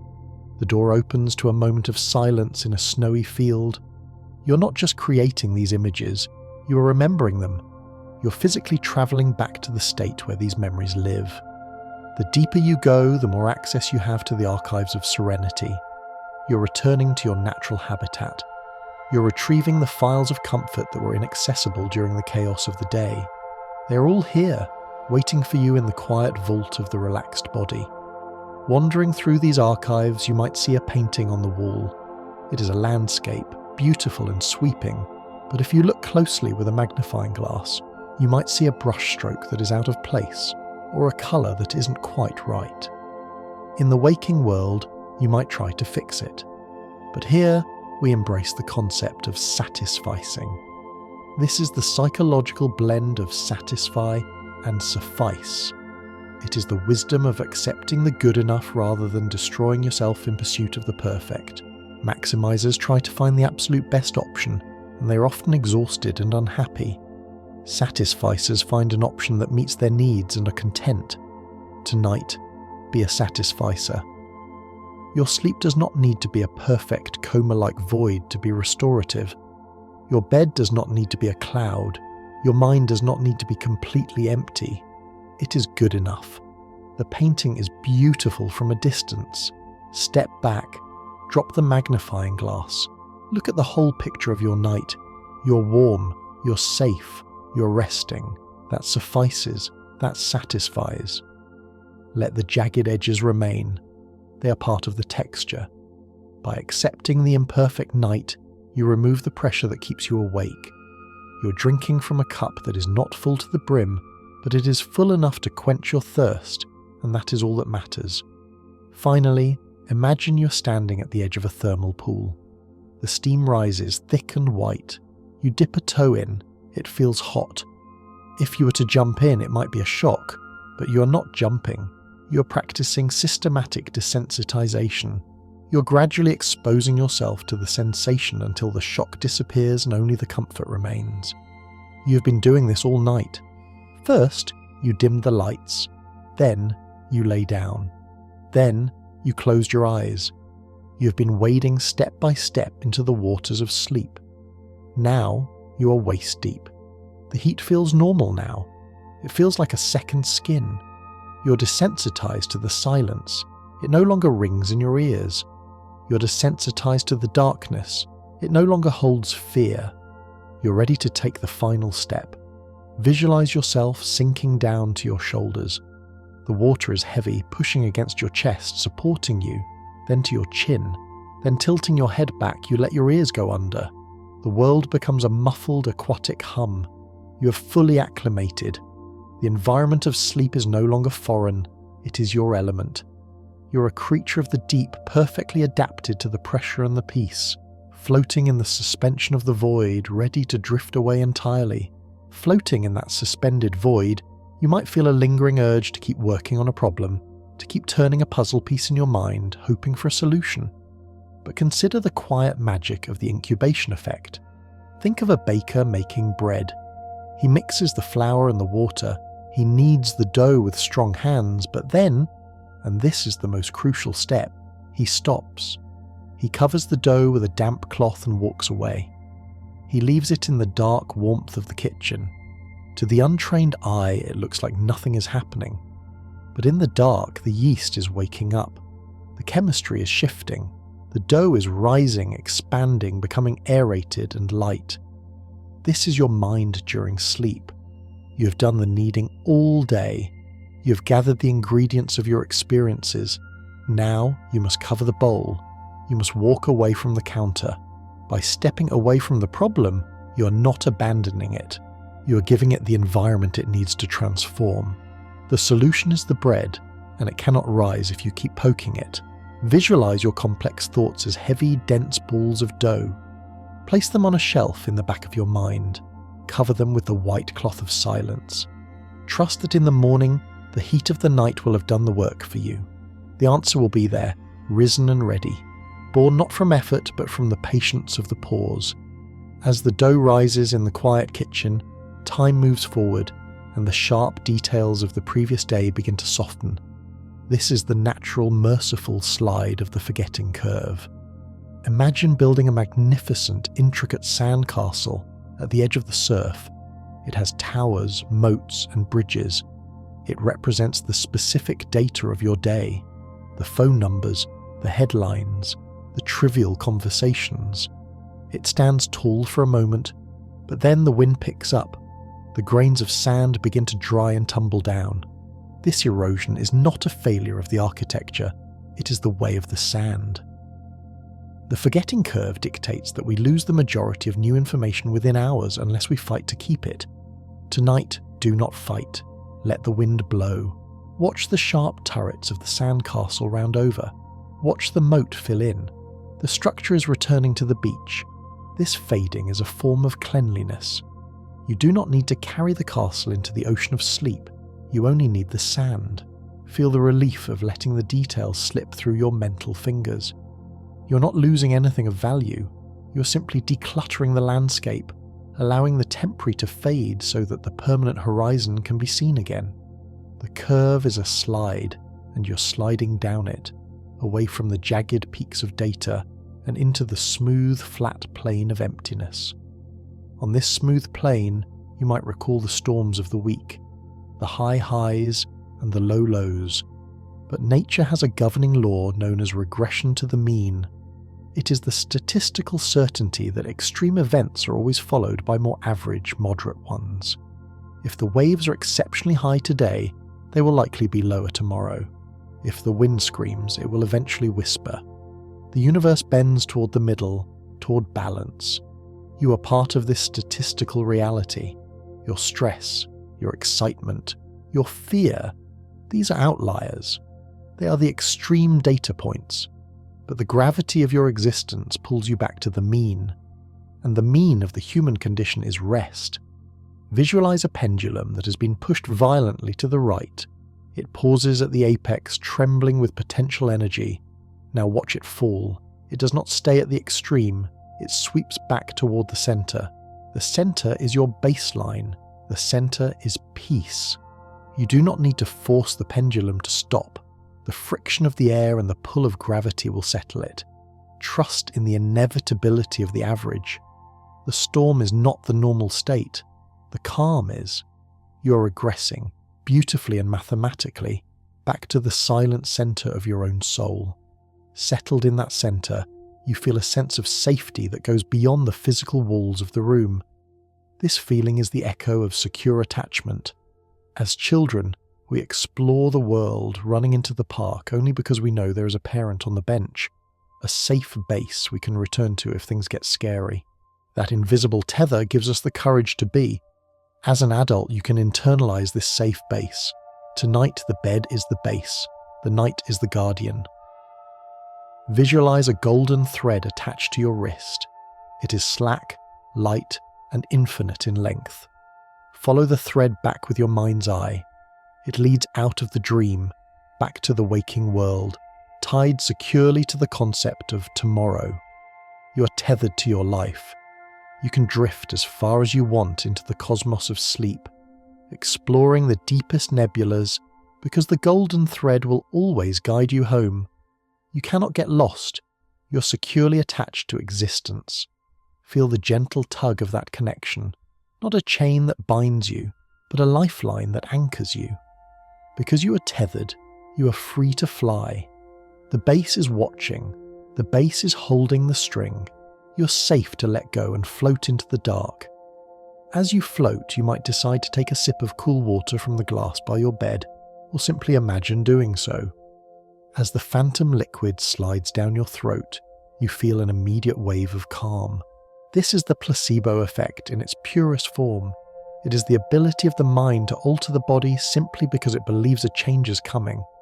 The pill is sugar, but the relief is real because the belief is real. Tonight, you can turn anything into a sleeping potion. The air you breathe?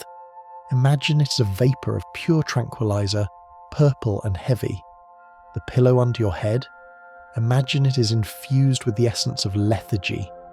Because you decide these things have power, they gain power. You are the alchemist. You are transmuting the ordinary objects of your room into magical artifacts of sleep. Tell yourself, this darkness is a medicine. Your brain, obedient and suggestible, releases the soothing neurotransmitters to match your belief. Drink in the night. Swallow the silence. It is the most potent elixir in the world, simply because you believe it to be so. Feel the medicine spreading through your veins, a warm golden syrup that melts away the last resistances of the waking mind. Under the influence of this golden syrup, the boundaries between your senses begin to blur. In the waking world, we hear sound and we see colour. They are distinct. But in the dream world, and in the rare condition of synesthesia, these lines are erased.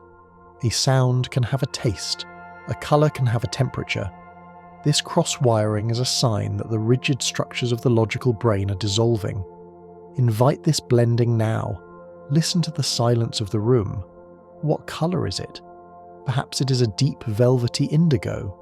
Can you feel the texture of the indigo against your skin? It feels like cool silk. Now think of the word sleep. What does it taste like? Perhaps it tastes like warm honey and vanilla. This is the logic of the dream taking over. You're no longer processing data. You're swimming in a sensory soup. Let the sound of the wind become a ribbon of silver light wrapping around you. Let the darkness become the scent of lavender. The world is becoming a single, unified experience, a wash of feeling where everything is everything else, and you are just the point of awareness drifting through the kaleidoscope of comfort. Drifting through this kaleidoscope, you might feel a nagging urge to balance the books of your day, to recount your energy expenditures. This is the concept of mental accounting. We treat our energy and time like money in different jars. A jar for work, a jar for family, a jar for worry. We hate to leave a jar unspent or an account in the red. But visualize your internal ledger now. It is a large leather-bound book. You have spent every coin in the action jar. You have emptied the thinking jar. There is only one account left with a positive balance. It is the rest account. It is full to overflowing. You cannot transfer these funds. You cannot use rest coins to buy work. You must spend them on what they are minted for. The only way to balance your books tonight is to spend this currency of sleep. If you do not sleep, you are wasting the capital of the night. Visualize yourself cashing in these heavy gold coins. With every hour you sleep, you're balancing the ledger. You're being fiscally responsible with your biology. Close the book. The audit is finished. The numbers align. You're rich in rest, and it is time to spend your fortune. As you spend this fortune lying perfectly still, you might worry that your inner restlessness is visible, that the room itself vibrates with your tension. But this is the illusion of transparency. We tend to overestimate how much our internal state is leaked to the outside world. We feel like we are made of glass, our anxieties glowing like neon signs for all to see. The truth is, you are a vault. To the outside observer, you are a statue of peace. You are opaque. Your skin is a heavy, lead-lined hull that keeps the internal currents hidden. Visualize yourself as a submarine running deep underwater. Inside, the crew might be busy, lights might be flashing, but from the outside, the vessel is silent, dark, and moving smoothly through the abyss. The ocean does not know what is happening inside the submarine, and it does not care. You are contained. Your thoughts are sealed in. You do not need to perform calmness for an audience. You are hidden in the deep. The seal is airtight. Nothing leaks out and nothing leaks in. You are a private universe, wrapped in the protective shell of your own skin, invisible and safe. Deep within that shell, you're faced with a choice. You could stay awake and worry about the future, hoping it solves something, a distant, uncertain reward. Or you could choose the immediate warm comfort of sleep, a present reward. This is a positive application of hyperbolic discounting. Usually this bias makes us eat cake instead of saving money. But tonight, be the hedonist of sleep. The future, tomorrow morning, next week, next year, is a blurry, abstract concept. It has no value right now. The present moment, however, is rich and tangible. The sheets are here. The warmth is here. The heaviness is here. Discount the future heavily. It is worth almost nothing compared to the immense value of this instant. Be greedy for the now. Why trade this delicious warm oblivion for a hypothetical solution to a problem that isn't even in the room? Choose the cake. Choose the sleep. Choose the immediate gratification of letting go. The future can take care of itself. It has no currency in the kingdom of the night. Grab the reward that is sitting right in front of you, ripe and ready to be consumed. Finally, as you consume the moment, words begin to lose their structure and turn into images. This is the essence of dual coding theory. The brain has two separate channels, one for language and one for visual images. When we learn, we use both. But as we sleep, the language channel shuts down, and the visual channel takes the throne. Watch this transformation happen. Think of the word ocean. See the letters, O-C-E-A-N. Now, watch the letters dissolve. The O becomes the moon. The C becomes a curling wave. The E becomes a fork of coral. The letters melt into the thing itself. You're no longer thinking in text, you're thinking in pictures. This is the language of dreams. You're crossing the bridge from the verbal left brain to the visual right brain. The narrator in your head is putting down the microphone and picking up a paintbrush. There are no more sentences to pass, only scenes to inhabit. Allow the words to melt. Let the dialogue stop. Enter the gallery where the images move and breathe, where the meaning is painted in broad, silent strokes of colour, pulling you into the canvas, deeper and deeper into the art of the dream. In that deep artistic gallery of the mind, where words have melted into colours and shapes, you might notice that some of the paintings are not perfectly symmetrical. There is a brush stroke that went astray, a vase that is slightly chipped, a line that wavers. In the waking world, we strive for flawlessness, polishing our personas until they shine. But here, we embrace the pratfall effect. This psychological truth reveals that we're actually more drawn to things that are imperfect. We find competence attractive, but we find clumsiness and vulnerability endearing. The flaw breaks the pedestal and makes the human connection real. Tonight, apply this gentle grace to your own sleep. You do not need to be a perfect sleeper. You do not need to achieve a state of zen-like emptiness instantly. If your mind wanders, if you toss and turn, if a worry slips through the cracks, it is beautiful. It is the chip in the vase that lets the light shine through.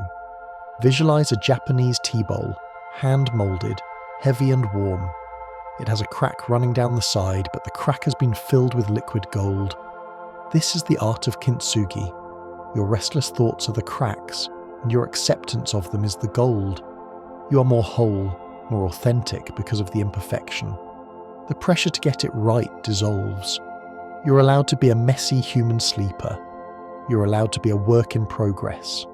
Let the gold fill the gaps, binding your night together in a unique, imperfect, and utterly comfortable masterpiece of rest. As the gold settles into the cracks, reinforcing the vessel of your spirit, consider the tension of a string on a musical instrument. If the string is too loose, it makes no sound. If it is too tight, it snaps. This is the delicate balance of the Yerkes-Dodson law, or the theory of optimal arousal. In the day, we need a certain amount of tension, the tightening of the string, to perform, to work, to create music. But the concert is over. The curtain has fallen. Visualize a master luthier, a maker of violins entering the silent stage. He picks up the instrument of your body. With infinite care, he begins to turn the tuning pegs, but he is not tuning them up. He is tuning them down. Watch the string slacken. It wobbles. It loses its taut straightness and becomes a soft, curving line. If you were to pluck it now, it would make no sound, only a dull, thudding whisper. This is exactly where you need to be. You're detuning for the night. You do not need to be ready to make music. You do not need to be responsive.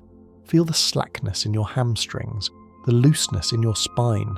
You're a violin returned to its velvet case, the tension removed so the wood can rest. There is no performance required of you now. There is only the preservation of the instrument, resting in the quiet dark, waiting for the fresh tuning of the morning. Resting in that velvet case, you might feel a lingering sense of responsibility, as if you are the sole guardian of your world, keeping watch over the safety of your life. But imagine standing in a vast open field at night, surrounded by 1,000 other people, all holding lanterns. If a wolf were to approach, you would not need to be the one to spot it. There are 1,000 pairs of eyes watching. This is a benevolent application of the diffusion of responsibility. Usually this effect explains why crowds don't act, but tonight it explains why you don't have to. You're not the only watcher in the universe. The stars are watching, the moon is watching, the night shift workers, the owls, the spinning satellites. There is a vast interconnected system of guardianship that continues while you sleep. You can resign from your post. You can lay down your lantern. The responsibility for the safety of the world is diffused among the cosmos. Visualize the burden of vigilance as a heavy backpack. Slowly you take it off and set it on the ground. 1,000 invisible hands reach out and pick it up, sharing the weight until it is light as a feather. You are the bystander now, the protected one. The crowd of the universe is taking over the watch. You are free to close your eyes, knowing that the perimeter is secure, held by the collective consciousness of existence. Freed from the watch, you look around your environment. To the waking eye, you're lying on a mattress surrounded by 4 walls. But the mind is trapped by functional fixedness, the cognitive bias that limits us to seeing objects only for their traditional use. A box is for storage, a bed is for sleeping. But in the fluid logic of the dream, we can break this fixation. We can repurpose the reality. Look at the bed again. It is not a piece of furniture. It is a life raft, drifting in the middle of a calm tropical lagoon. The sheets are not fabric. They are the white sails furled for the night. The pillow is not foam. It is a cloud that has been captured and brought down to earth to cradle your head. By breaking the fixed definition of your surroundings, you unlock their magical potential. You're not going to bed, a mundane routine. You are boarding the vessel. You are entering the cocoon. Visualize the walls of the room melting away, replaced by the canopy of a rainforest or the dome of an observatory. You are an explorer repurposing the ordinary tools of the room into vehicles of transcendence. The physical limitations of the space vanish, and you are left floating in a structure made entirely of imagination and comfort. As you float in this reimagined vessel, you may notice the faint hum of the refrigerator or the distant sound of a car. Your brain hears it, but it doesn't startle you. This is the miracle of sensory gating. Your brain is equipped with a neurological floodgate that filters out redundant or irrelevant stimuli. It prevents the conscious mind from being swamped by the constant noise of being alive. Visualize this gate at the base of your skull. It is a heavy golden sluice gate, like the lock on a canal. During the day it is open, letting the rushing water of information pour through. But now you are turning the wheel. Creak, creak, creak. The gate lowers, it slides down into the water, cutting off the flow. The roar of the outside world is muffled. The debris of noise bumps against the gate and floats harmlessly away downstream. Only the trickles of essential information, safety, warmth, silence, are allowed to seep through the cracks. You're creating a reservoir of stillness behind the gate. The water level of your mind is lowering, becoming placid and glass-like. You're safe behind the dam. The noise is out there, churning and rushing, but you are in here, in the protected harbour where the water never moves. In this harbour, you perform a simple action. You nuzzle your cheek against the pillow. Immediately you feel a wave of pleasure. You do it again. This is the law of effect, proposed by Edward Thorndike. It states that responses that produce a satisfying effect in a particular situation become more likely to occur again. It is the loop of positive reinforcement. Tonight, you are training yourself to love the dark. Every time you exhale deeply and feel good, you are reinforcing the loop. Every time you stretch your legs and feel relief, you are cementing the habit. You're not just resting, you're teaching your nervous system that bed equals bliss. Visualize a soft, warm light glowing in your chest every time you get comfortable. This is the reward signal. You're building a Pavlovian craving for peace. The more you savor this sensation, the coolness of the linen, the weight of the blanket, the more your body will seek it out tomorrow. You're creating a cycle of satisfaction.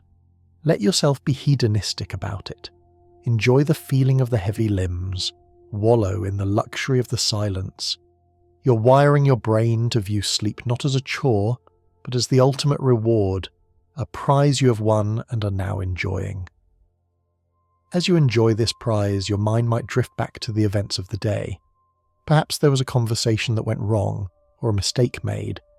But human memory is not a video recording. It is reconstructive memory. Every time we recall an event, we rebuild it from scratch, often adding or subtracting details based on our current mood. We are the editors of our own history. Since you are the editor, and you are currently in a state of soft relaxation, why not edit the film? Go back to that stressful moment. Reconstruct it. Soften the lighting. Mute the voices. Imagine that instead of a frown, the person gave a slight, understanding nod. Imagine that the mistake was actually a stepping stone to something better. You have the creative license to rewrite the script of the day before you file it away. This isn't lying, it's emotional landscaping. You're smoothing out the rough edges of the memory so they don't snag on your sleep. Visualize the day as a rough stone sculpture. Now take the chisel of your imagination and smooth it down. Polish it. Turn the jagged rock into a smooth, round pebble. It is finished. It is soft. You can put it in your pocket and carry it into the dream world without it weighing you down. With the smooth pebble of the past in your pocket, you might feel a lingering urge to fight against the heaviness of your eyelids, to maintain control. But there is a concept, usually negative, but here, beautifully positive, called learned helplessness. In the context of sleep, let us call it learned surrender. It is the realization that fighting is futile and that the outcome is inevitable. In the waking world, we fight to change outcomes. In the sleeping world, the outcome is fixed. You will sleep. No matter how much you think the biology will eventually win, the sun will rise, the body will shut down. Recognizing this inevitability is a liberation. You're like a leaf caught in a massive, slow-moving river. You could paddle, you could splash, you could try to swim upstream, but the river is going to the ocean regardless. Why exhaust yourself? Learn the lesson of the leaf. Surrender to the current. Stop paddling. Lift your hands from the water. Feel the immense, powerful relief of admitting that you're not in charge right now. The river has you. The chemistry has you. The night has you. There is nothing to do but let yourself be carried. Drifting on that river, a specific worry might try to loom large in your mind, occupying your entire field of vision. This is the focusing illusion. As the psychologist Daniel Kahneman said, nothing in life is as important as you think it is while you're thinking about it. The act of focusing on the problem magnifies it, blowing a balloon up until it blocks out the sun. But you have the needle. You can pop the illusion. Gently shift your focus to something else, to the sound of your breath or the feeling of your big toe. Instantly, the major problem shrinks. It deflates. It reveals itself to be a small, wrinkled scrap of rubber on the floor, not a monster in the sky. It only borrowed its size from your attention. By withdrawing your attention, you starve the worry. You restore the proper scale of the universe. Visualize yourself looking through the wrong end of a pair of binoculars. Everything looks tiny, distant, and harmless. The mountain of stress is just a molehill. The roaring lion is just a sleeping kitten. You're regaining your perspective. The world is big, and your worries are very, very small, and they can easily be stepped over as you walk toward the valley of dreams. Finally, as you walk deep into that valley, you feel a profound sense of being held. This brings us to the psychoanalytic concept of object relations. We form deep emotional bonds not just with people, but with our environment. We internalize the holding environment, the mother, the caregiver, and we project that safety onto the world around us. Tonight, the bed is the good mother. The room is the holding environment. It is not an inanimate object. It is a presence that is actively cradling you. Visualize the mattress rising up slightly to meet your curves, embracing you with a steadfast, unconditional support. It does not judge you. It does not ask for performance. It only offers support. It absorbs your weight, your tears, your exhaustion. It is the ultimate archetype of care. Allow yourself to regress to that primal state of being an infant in arms. You are being rocked. You are being shielded. There is a presence here, built into the very fabric of the pillows and the blankets, that whispers, "I have you. You can let go." Trust in the object that holds you. It is strong, it is soft, and it will not let you fall. And in that embrace, you sink past the point of thought, past the point of feeling, into the deep, warm earth of the mind. Buried in the deep, warm earth of the mind, safely held by the gravity of the night, you may notice that the fierce drive to control your destiny has quieted down. This is the natural result of a psychological phenomenon known as ego depletion. Think of your willpower not as a character trait, but as a fuel tank. Every time you resisted a cookie, every time you bit your tongue in a meeting, every time you forced yourself to focus today, you burned a drop of that fuel. By this hour, the tank is beautifully, perfectly empty. In the waking world, we view this depletion as a weakness, a moment of vulnerability where we might make a mistake. But here, in the sanctuary of sleep, an empty tank is your greatest asset. It means you no longer have the energy to resist the tide of rest. The engine of the ego has sputtered and died, leaving you drifting in silence. Visualize a car that has run out of gas on a long downhill road. The engine cuts out, the vibration stops. There is only the sound of the wind rushing past and the smooth, silent rolling of the tires on the pavement. You do not need fuel to go downhill. You do not need willpower to fall asleep. In fact, the absence of will is exactly what is required. Embrace the empty gauge. There is nothing left to burn, which means there is nothing left to do but surrender to the momentum of the slope, rolling effortlessly deeper into the valley of dreams. As you roll silently down this road, the lights of the towns you pass seem to flicker and fade. This fading is akin to the psychological process of extinction. In the laboratory, if a bell is rung but no food is given, eventually the subject stops reacting to the bell. The connection is severed. The conditioned response withers away. Consider the bells of your own mind, the notifications, the worries, the what-ifs that usually trigger a spike of adrenaline. Tonight, the bell may ring, but you're not providing the food of attention. You're not feeding the reaction. Visualize a candle flame representing your stress response. Every time a thought arises and you choose to simply breathe instead of engage, you're placing a glass jar over the flame. The oxygen is being used up. The flame flickers, it turns blue, it shrinks, and then a thin ribbon of grey smoke rises. The flame is out. The stimulus no longer commands a response. You're unlearning the stress.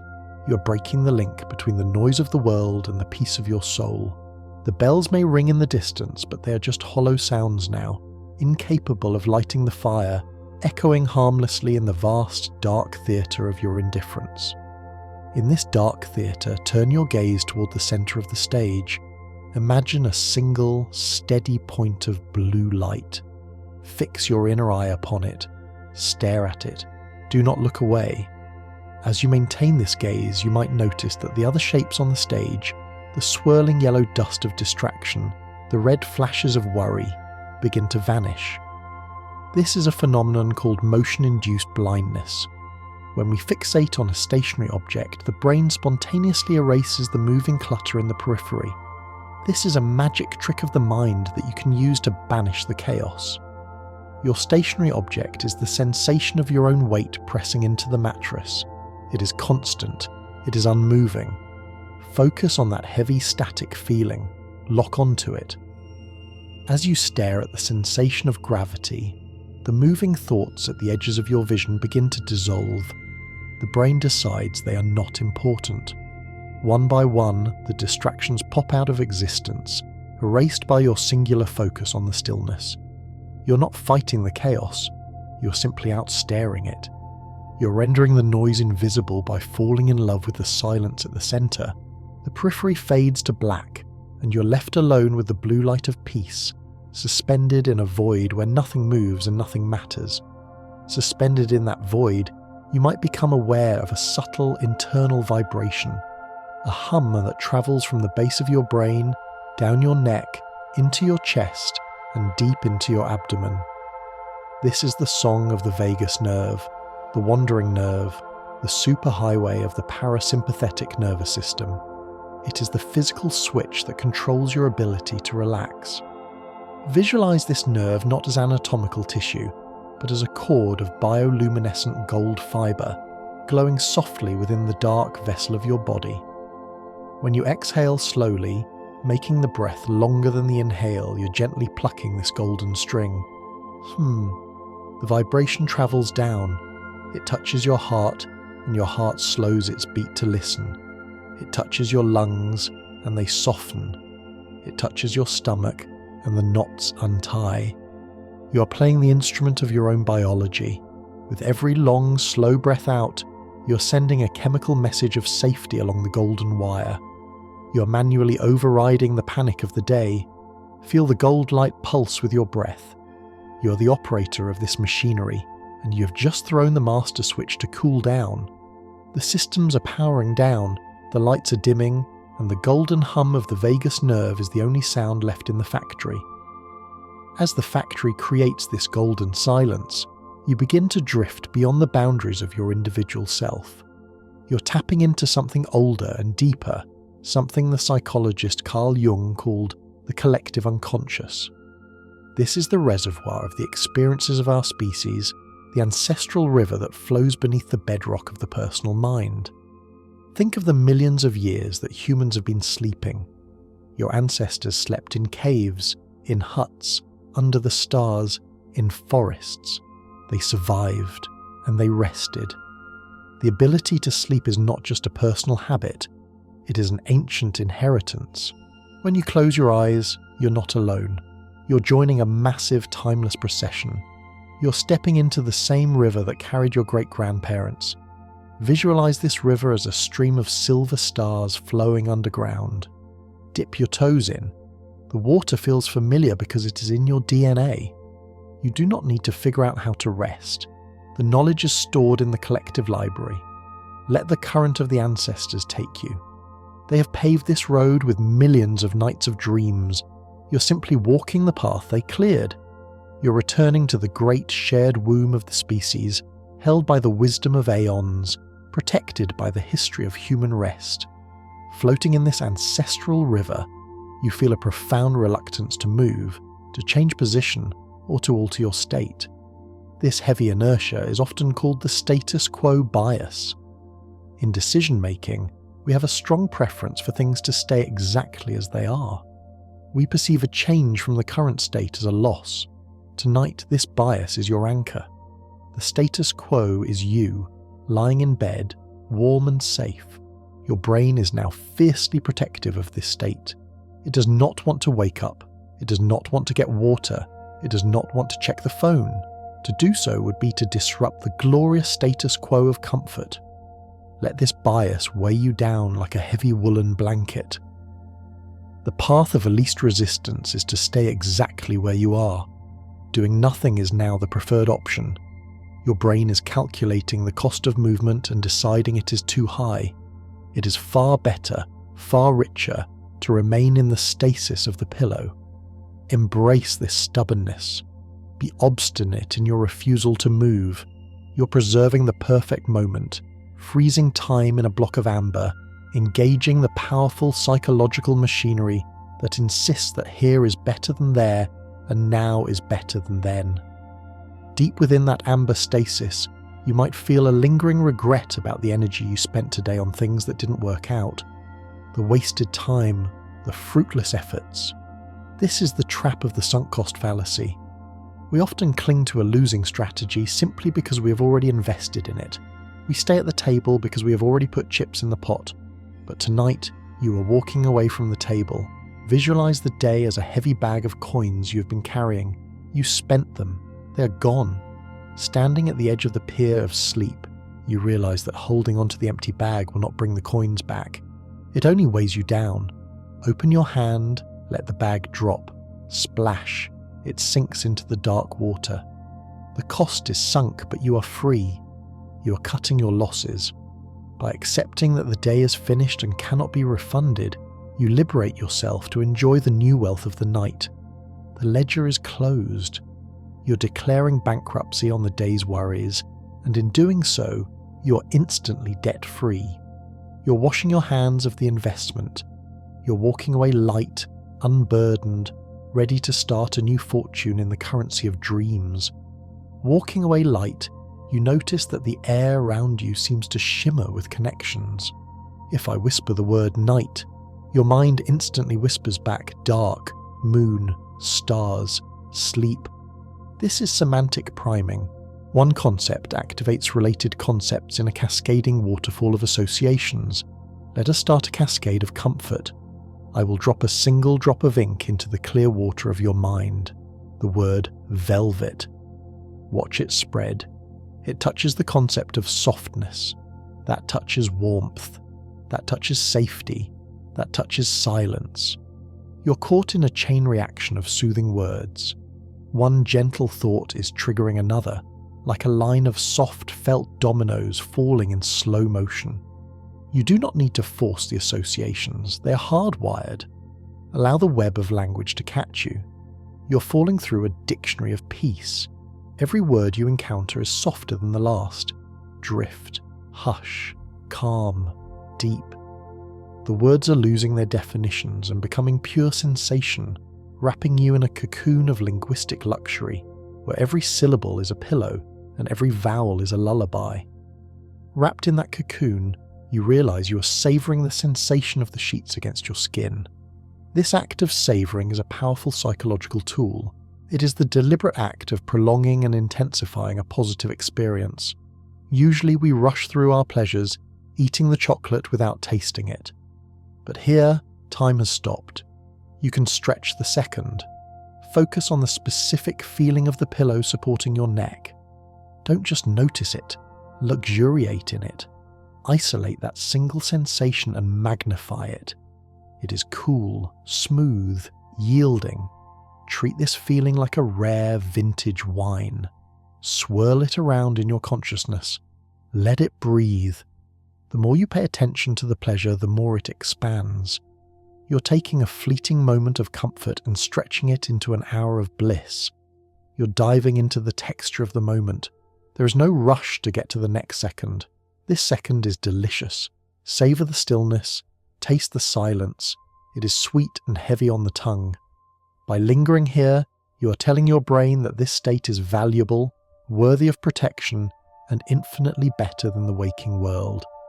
Finally, in this state of prolonged bliss, you turn your attention inward, listening to the beat of your own heart.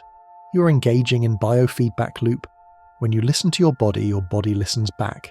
It is a conversation. Visualize a dial on a dashboard. It is reading your heart rate. By simply watching the dial with your mind's eye, you can make the needle drop. Watch it. Beat. Pause. Beat. Pause. It is slowing down. Because you are observing it with a calm detachment, the system regulates itself. You are the conductor of the orchestra, and you have lowered your baton. The drums are playing softer. The tempo is decrescendo. You're feeding the signal of calm back into the system, which creates more calm, which creates a stronger signal. It is a spiral of serenity, winding down, down, down. You're harmonizing with your own biology. The separation between the watcher and the watched dissolves. You're not just listening to the heart, you are the heart, beating slowly, steadily, pumping the thick, warm fluid of sleep to every corner of your being, washing you away into the tide. And as that tide washes you away from the shore of your physical being, we arrive at the final, most profound secret of the mind. It is the destination of all psychology, the summit of all understanding. It is the concept of self-transcendence, or the dissolution of the ego. All day long you've been wearing a mask called I. I am a worker. I am a worrier. I have a name, a history, and a list of demands. This I is the architect of your stress. It is the separation between you and the world. But here, at the very edge of the abyss, the I cannot enter. Sleep is the sacred space where the ego must be left at the door. You are about to perform the ultimate psychological magic trick. You are going to disappear, and yet you will still exist. Imagine standing at the edge of a vast velvet void. This is the universe before names were invented. To enter it, you must take off the costume of your identity. You must lay down your name. You must lay down your biography. You must lay down the very idea of being a separate person. This is not a loss, it is an infinite expansion. When you stop being someone, you become everything. The final truth is that you do not need to be a person to be safe. You do not need to be a conscious agent to be held. The universe held you before you were born, and it will hold you now. Trust is the final key. It is the trust that the world will spin without your supervision. It is the trust that you can let go of the steering wheel, let go of the map, and let go of the self, and you will not crash. You will float. You are returning to the great silent ocean of consciousness from which you emerged. You are merging with the source. The drop of water is falling back into the sea, losing its edges to find its depth. The you that worries is gone. The you that rests is eternal. The journey is complete. The river has reached the sea. The current which has carried you through the forests of the mind and the valleys of memory now slows to a perfect, motionless stop. The water is wide, dark and glass-like, reflecting the infinite starlight of the cosmos above. There is no more forward motion, only a gentle, rhythmic deepening. Look back one last time at the shore. It is a distant, hazy line of grey. The noise of the world is so far away that it belongs to another planet. The 101 lights we have lit along the path are glowing softly in the distance like a string of lanterns leading you home. But you are beyond them now. You are beyond knowledge. You are beyond words. You are floating in the pure, distilled essence of peace. The book of the mind is closing. The pages are settling. The cover is heavy and warm. There is nothing left to learn tonight. There is nothing left to understand. The questions have all been answered with silence. The heavy velvet curtain we spoke of at the beginning has been drawn fully shut, sealing you inside the sanctuary. It is a perfect seal. No light can enter, no sound can penetrate. You are cocooned in the absolute. Feel the darkness wrapping around you like a second skin, heavier and softer than any blanket. It is pressing down on your eyelids, pressing down on your limbs, pressing down on your very soul. The gravity of sleep is irresistible. It is pulling you down, through the mattress, through the floor, through the earth, into the star-filled space on the other side of the world. Drift, float, sink. The voice is fading. The thoughts are fading. The self is fading. There is only the breath. There is only the dark. There is only the deep. And now, 101 wonders are resting with you. Sleep now. Good night.